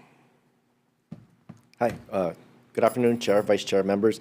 Ray Gomez for HTDC. We stand on our written testimony in support with emphasis on clarifying the first come, first serve to a date stamp. In previous years, the $5 million was applied for in a matter of minutes. Thank you. Okay, thank you so much for your testimony. Is there anyone else who wishes to testify on this measure? Members, are there any questions? Okay, seeing none, we're going to move on to House Bill 2684, which is relating to the University of Hawaii at Hilo. This would establish the Institute of Indigenous Education, Science, and Outreach within the University of Hawaii at Hilo. And first to testify, we have Kaiu Kimura, University of Hawaii, support in person. Ai aloha uina la e kaluna ho'omalu Peruso a me ka hope luna ho'omalu a Capella a menalala hano hano o kia komike ho'ona awawa enehana. Mahalo ho for this opportunity to testify on behalf of UH. We stand in support. Just to highlight, I think, the intent and the purpose of this bill. And before I do that, I want to really, again, mahalo all of you at the legislature, because if it wasn't for the decisions of the legislature starting from 1978, when Hawaiian language became an official language of the state, the only state across the nation to have such a second language, but an indigenous second language at that. And ever since then, moving forward, a lot of different statutes, appropriations, provisions to support, once again, the renormalization of our Olelo Hawaii. The legislature has played a major role, including the establishment of our College of Hawaiian Language and our Halekumo'o Curriculum Development Center, all housed at UH Hilo. This bill will continue to affirm and strengthen the work being done amongst all of our collaborators, the college, Imilo Science Center, our laboratory schools, preschool through to 12th grade, that span across the state, as well as our Curriculum Development Center, which has impacted communities for over the past 40 years. Providing Hawaiian language resources, Hawaiian language training, growing an education system that supports the renormalization and our keiki being able to grow up through our Hawaiian language. We've also, provided curriculum support, in-service, pre-service training. I'm thinking there's a lot. Besides our actual laboratory schools, even so to the point where we're supporting all of the branches of government, including the departments, by translating all of the names and of titles of both state and county governments. Our college has taken that work on, but again, to support our big goal. So this bill will further help support that work, creating greater efficiencies amongst all of the units doing this work, while also continuing to support our state's area of concern and priority to support our Olelo Hawaii. So thank you for the opportunity to testify today, and I remain available for questions. Mahalo. Thank you. So on this measure, that's the only person we have signed up to testify. Is there anyone else who wishes to testify on this measure? We have 40 people submitting testimony in support, 0 in opposition. Are there any questions, members? I have a quick question, just for clarification. So this would create a partnership with the Imiloa Center. Yeah. Correct. And the Imiloa Center is not funded by the Institute for Astronomy. Is that correct? Or Correct. is it? It's not funded by the Institute for Astronomy, which is a Manoa institute. Imiloa is a part of the University of Hawaii at Hilo. It has never historically received funding through IFA as well. Okay. Thank you. Yeah. Members, any other questions? Seeing none, we are going to recess for decision making.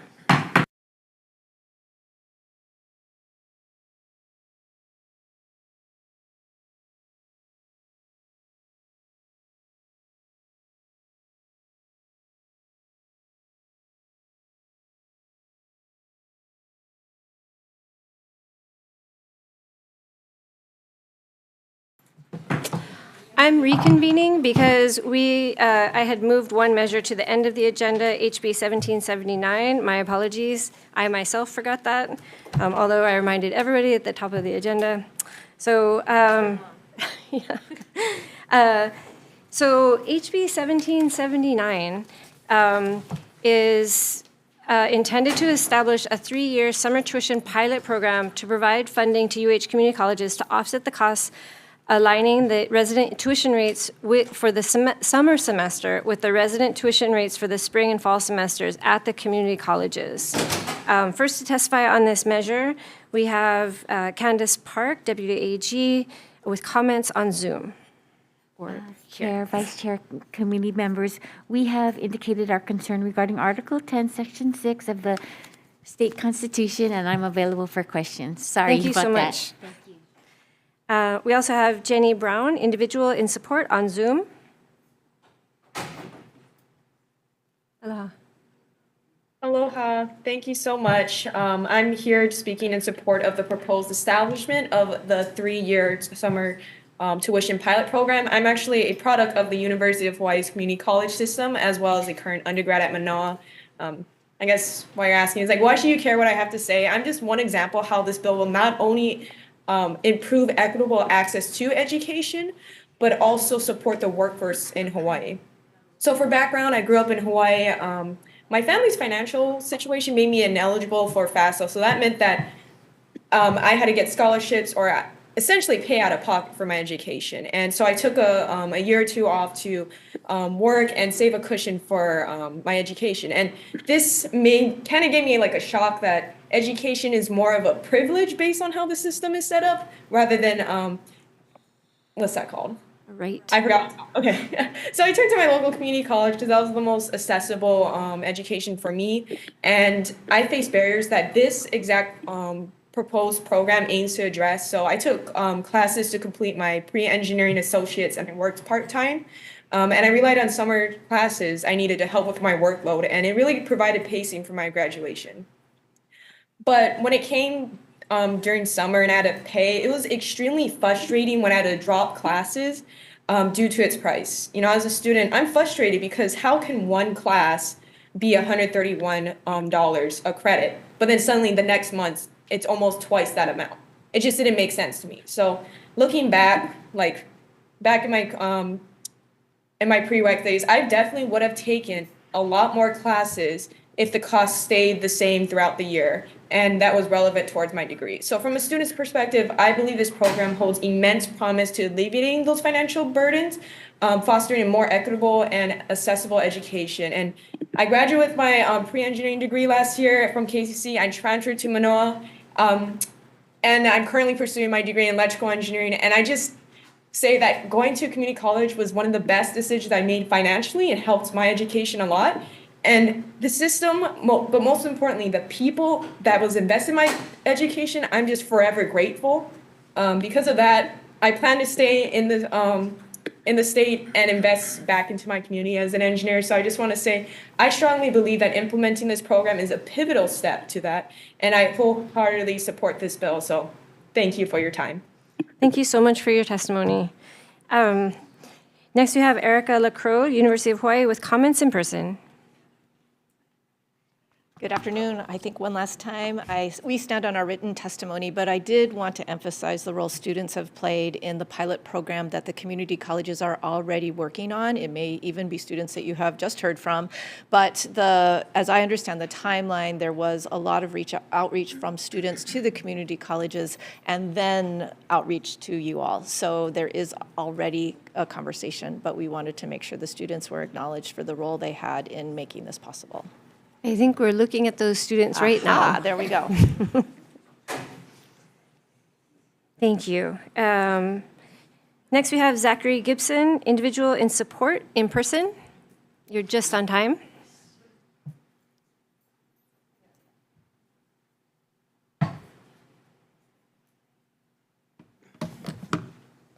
Hello. Thank you for having us, first of all, and letting us this opportunity to speak. So I just wanted to share some story about my experience with this bill and kind of wanted to relate the voices of all the students who we talked to, yeah. So in fall of 2023, our Student Congress executive team at KCC, we began working on this initiative to lower the summer tuition, right? But yeah, so as a vice president, I was heavily involved in this process, and I really wanted to, just share my experience. So when we were looking at the spring survey from 2023, we saw that students were facing a lot of financial difficulties, right? And a lot of the hardships. We noticed 1 in 3 students were missing at least 1 meal a week solely due to money constraints.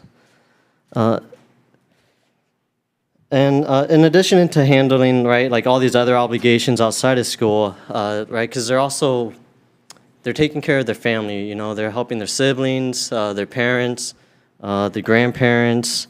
And along with that, we also noted that 47% of our student body was actually working either part-time or full-time while going to school.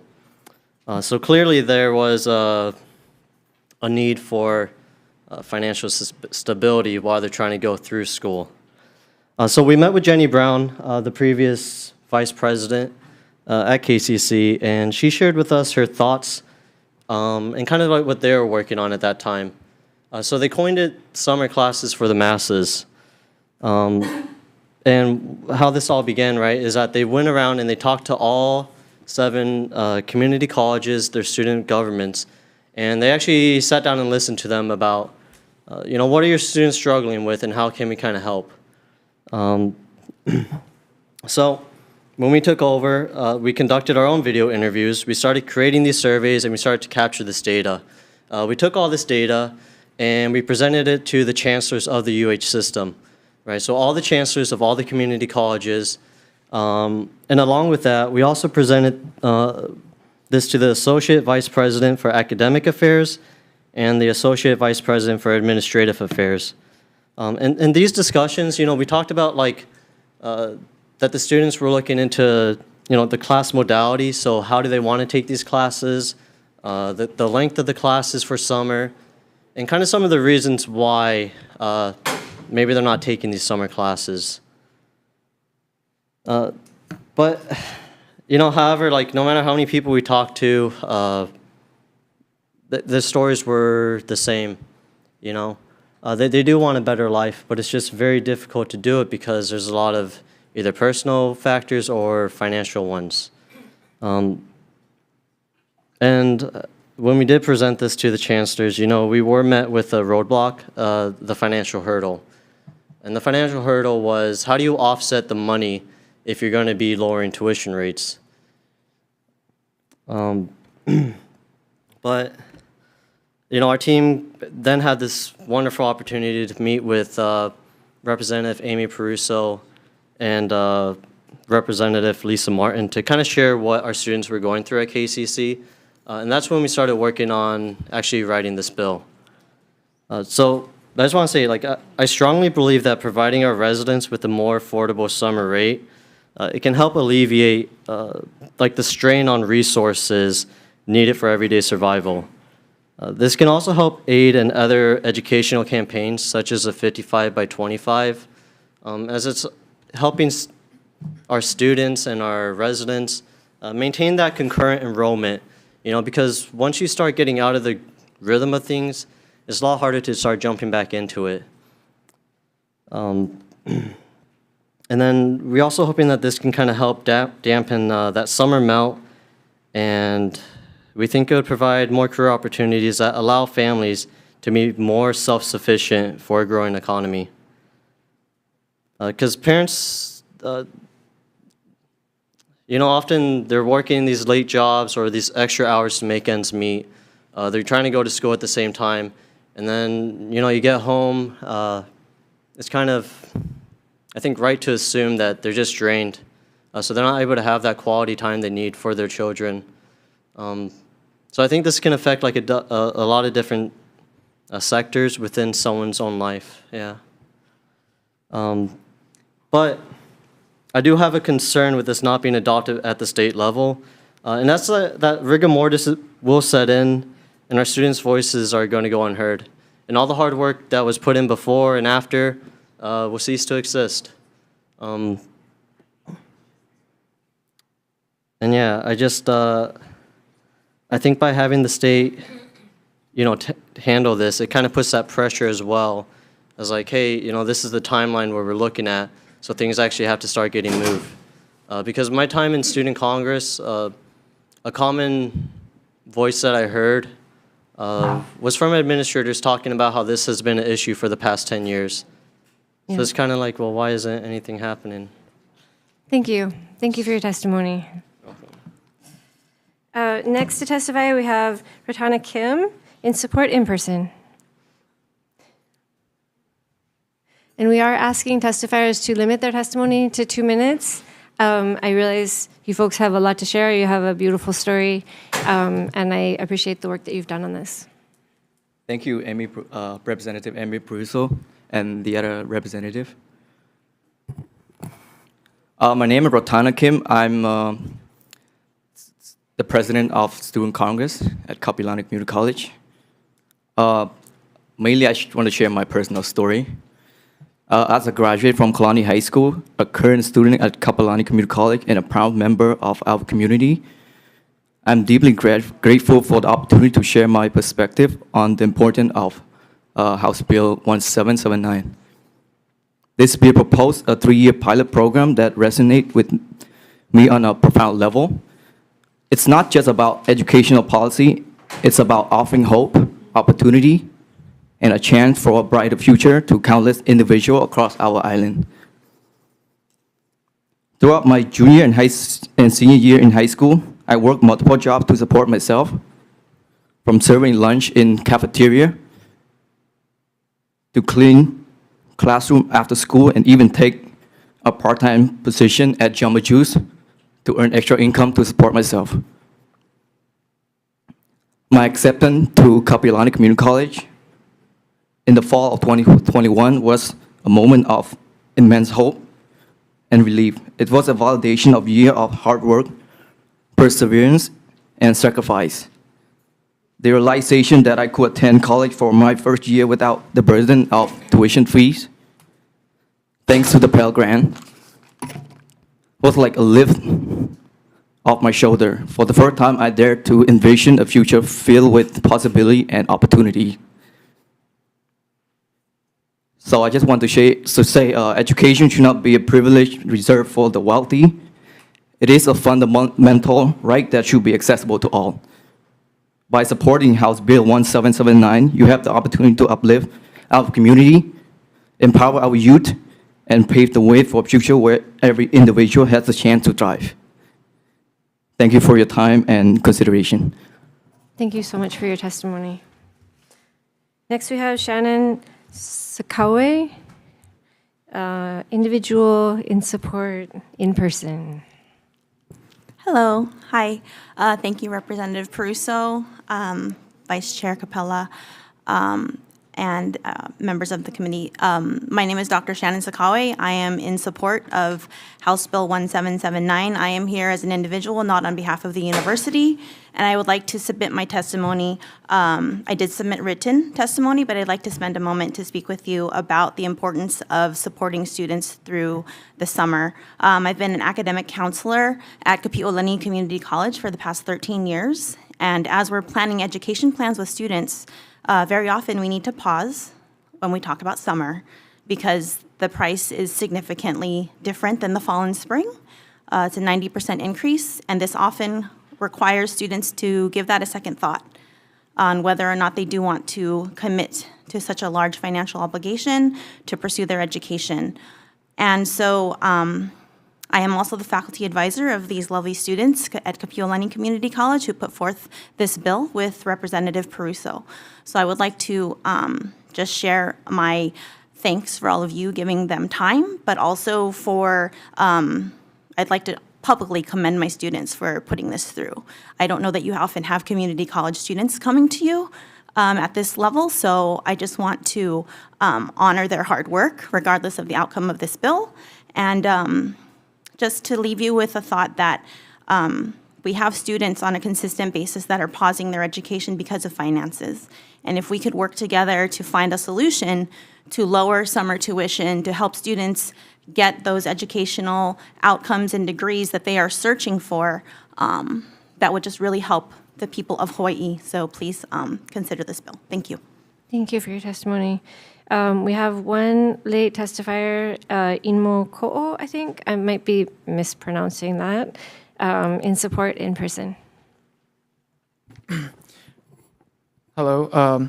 I'm grateful that I get to share my experiences and have the chance to share my insights on why I believe that the importance of Bill 1779. The key word I have is opportunity. I believe everyone deserves the opportunity for education and to learn, because to learn is to grow and to be better not just for oneself, but for their family or their peers or their community. In my home country, I did not have the privilege to attend high school because at the time, my family did not have the financial capabilities to enroll me in school. We barely had any money for food or electricity, and when my family did become financially stable, I had already passed the age for high school, but I did not have a diploma or any credentials for me to pursue higher education in my home country. And that was when I acquired a GED and enrolled myself into Kapi'olani Community College and started my academic journey in the spring semester of 2022.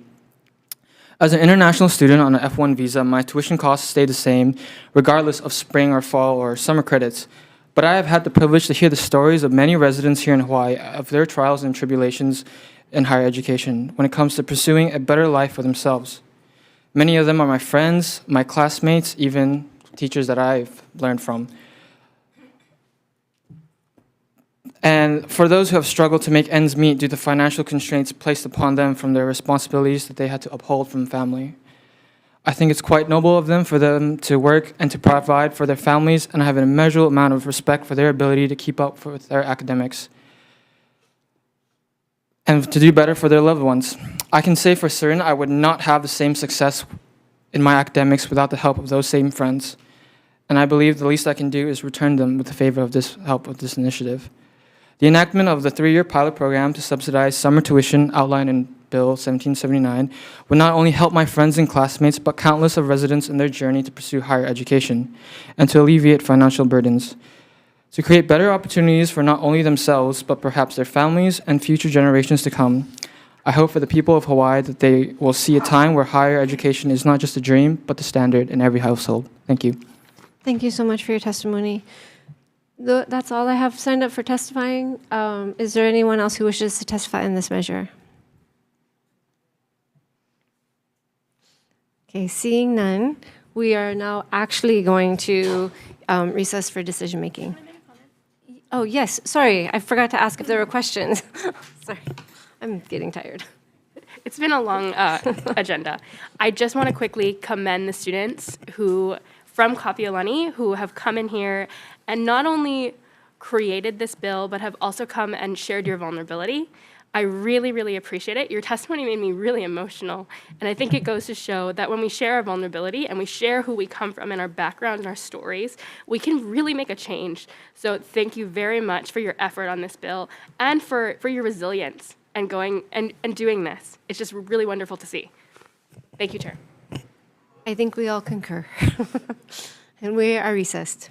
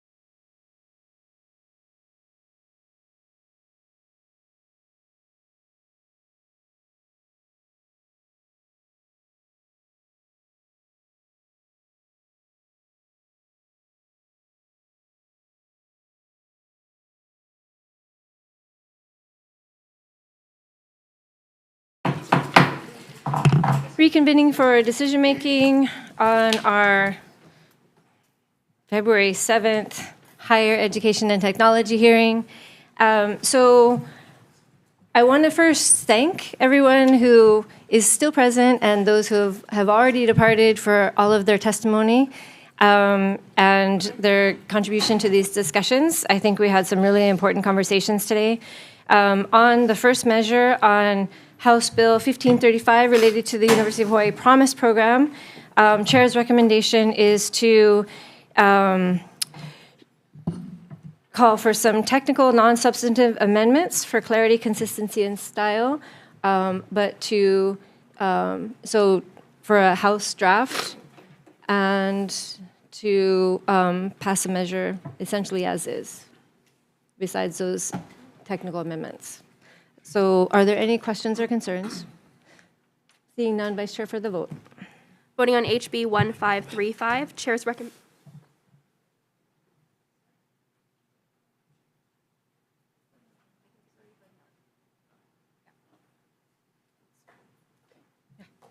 Noting that the appropriation should be blanked out. Voting on HB 1535, Chair's recommendation is to pass with amendments. Chair and Vice Chair vote aye. Representative LaChica. Aye. Representative Martin. Excused.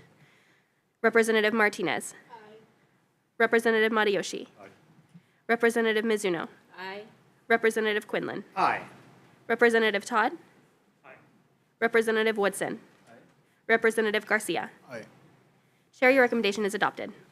Thank you, members. As I mentioned before, we moved House Bill 1779 to the end of the agenda. On House Bill 1668, I think we have a great deal more work to do in this area, and for that reason, I'm going to defer this measure and work on it in preparation for next session. Are there any objections to deferment? Seeing none, we're going to move on to House Bill 2633 relating to access to education. I will provide an amendment language stating that this is a measure of statewide concern and clarifying that this measure should contain blank appropriation. Are there any questions or concerns? Seeing none, Vice Chair for the vote. Voting on HB 2633, Chair's recommendation is to pass with amendments. Chair and Vice Chair vote aye, noting the excused absence of Representative Martin, which will stand for the rest of the hearing. Are there any reservations or nays? Chair, your recommendation is adopted. Thank you. On House Bill 1795 relating to community college, want to again note that this is a measure of statewide concern, making amendments for clarity, consistency, and style. Any questions or concerns from members? Seeing none, Vice Chair for the vote. Voting on HB 1795, Chair's recommendation is to pass with amendments. Chair and Vice Chair vote aye. Are there any reservations or nays? No vote. No vote. Representative Garcia. Chair, your recommendation is adopted. Thank you. House Bill 1615 relating to campus safety. And we're going to accept the amendments from the UH system. We're going to note that this is a matter of statewide concern, blanking out the amounts and including them in the committee report and defecting the effective date. Any questions or concerns? Seeing none, Vice Chair for the vote. Yes. To the left, Mariyoshi. Oh, sorry. I didn't see you. On this measure, I do have some concerns that we've got a lot of budgetary lift this session. I mean, we've got Lahaina, we've got possible overtime. If the funding does not go through on this measure, I am concerned that it's going to put UH in a very tough place where they cannot respond adequately to reports, Title IX violation reports on campus, because they're going to need to try to do the training programs as well. And that's just going to be too much, especially and without funding, it's going to be impossible. And I really don't want to see Title IX reporting go by the wayside if that's the case. So for that reason, I'm going to go with reservations. Thank you. Any other reservations? Seeing none, Vice Chair for the vote. Voting on HB 1615, Chair's recommendation is to pass with amendments. Chair and Vice Chair vote aye, noting the reservations of Representative Mariyoshi. Are there any other reservations or nays? No vote. No vote. Representative Garcia. Chair, your recommendation is adopted. Thank you. On House Bill 2063, given some of the concerns that were surfaced in the testimony and in the questions that we had for the university, we're going to identify this issue as an area that we need to continue to work on, but we're going to defer this measure. Are there any objections? Thank you. Moving on to House Bill 1676. We're just going to, I recommend that we just defect the effective date. Questions or concerns? Seeing none, Vice Chair for the vote. Voting on HB 1676, Chair's recommendation is to pass with amendments. Chair and Vice Chair vote aye. Are there any reservations or noes? Chair, your recommendation is adopted. Thank you. Moving on to House Bill 2177. I recommend that we defect the effective date and pass this measure out. Any questions or concerns? Any no votes? Or that's for you to ask. Vice Chair for the vote. Voting on HB 2177, Chair's recommendation is to pass with amendments. Chair and Vice Chair vote aye. Are there any reservations or noes? No vote. No vote. Representative Garcia. Chair, your recommendation is adopted. Thank you. House Bill 1677, we're going to recommend that we defect the effective date and make technical non-substantive amendments for clarity, consistency, and style. Questions or concerns? Seeing none, Vice Chair for the vote. Voting on HB 1677, Chair's recommendation is to pass with amendments. Chair and Vice Chair vote aye. Are there any reservations or noes? No vote. No vote. Representative Garcia. Chair, your recommendation is adopted. Thank you. On House Bill 1788, this is a really complex topic and bill, and I'd like to defer decision-making until Wednesday, February 14th at 2 p.m. Are there any objections to that? Seeing none, we're going to move on to House Bill 2684. We're also, okay, so on this one, I would like to defect the effective date and pass out. Members, are there any questions or concerns? Seeing none, Vice Chair for the vote. Voting on HB 2684, Chair's recommendation is to pass with amendments. Chair and Vice Chair vote aye. Are there any reservations or noes? Chair, seeing none, Chair, your recommendation is adopted. Thank you. And last measure, House Bill 1779. I would like to pass this out as is, and I wanted to congratulate the students for their work on this issue, and we're going to move this measure forward so that we can better support the university in their efforts and really solidify and institutionalize this effort. Mahalo. Oh, wait. I know. Okay. HB 1779, Chair's recommendation is to pass with amendments. Chair and Vice Chair happily vote aye. Are there any reservations or nays? Seeing none, Chair, your recommendation is adopted. Thank you. We are adjourned.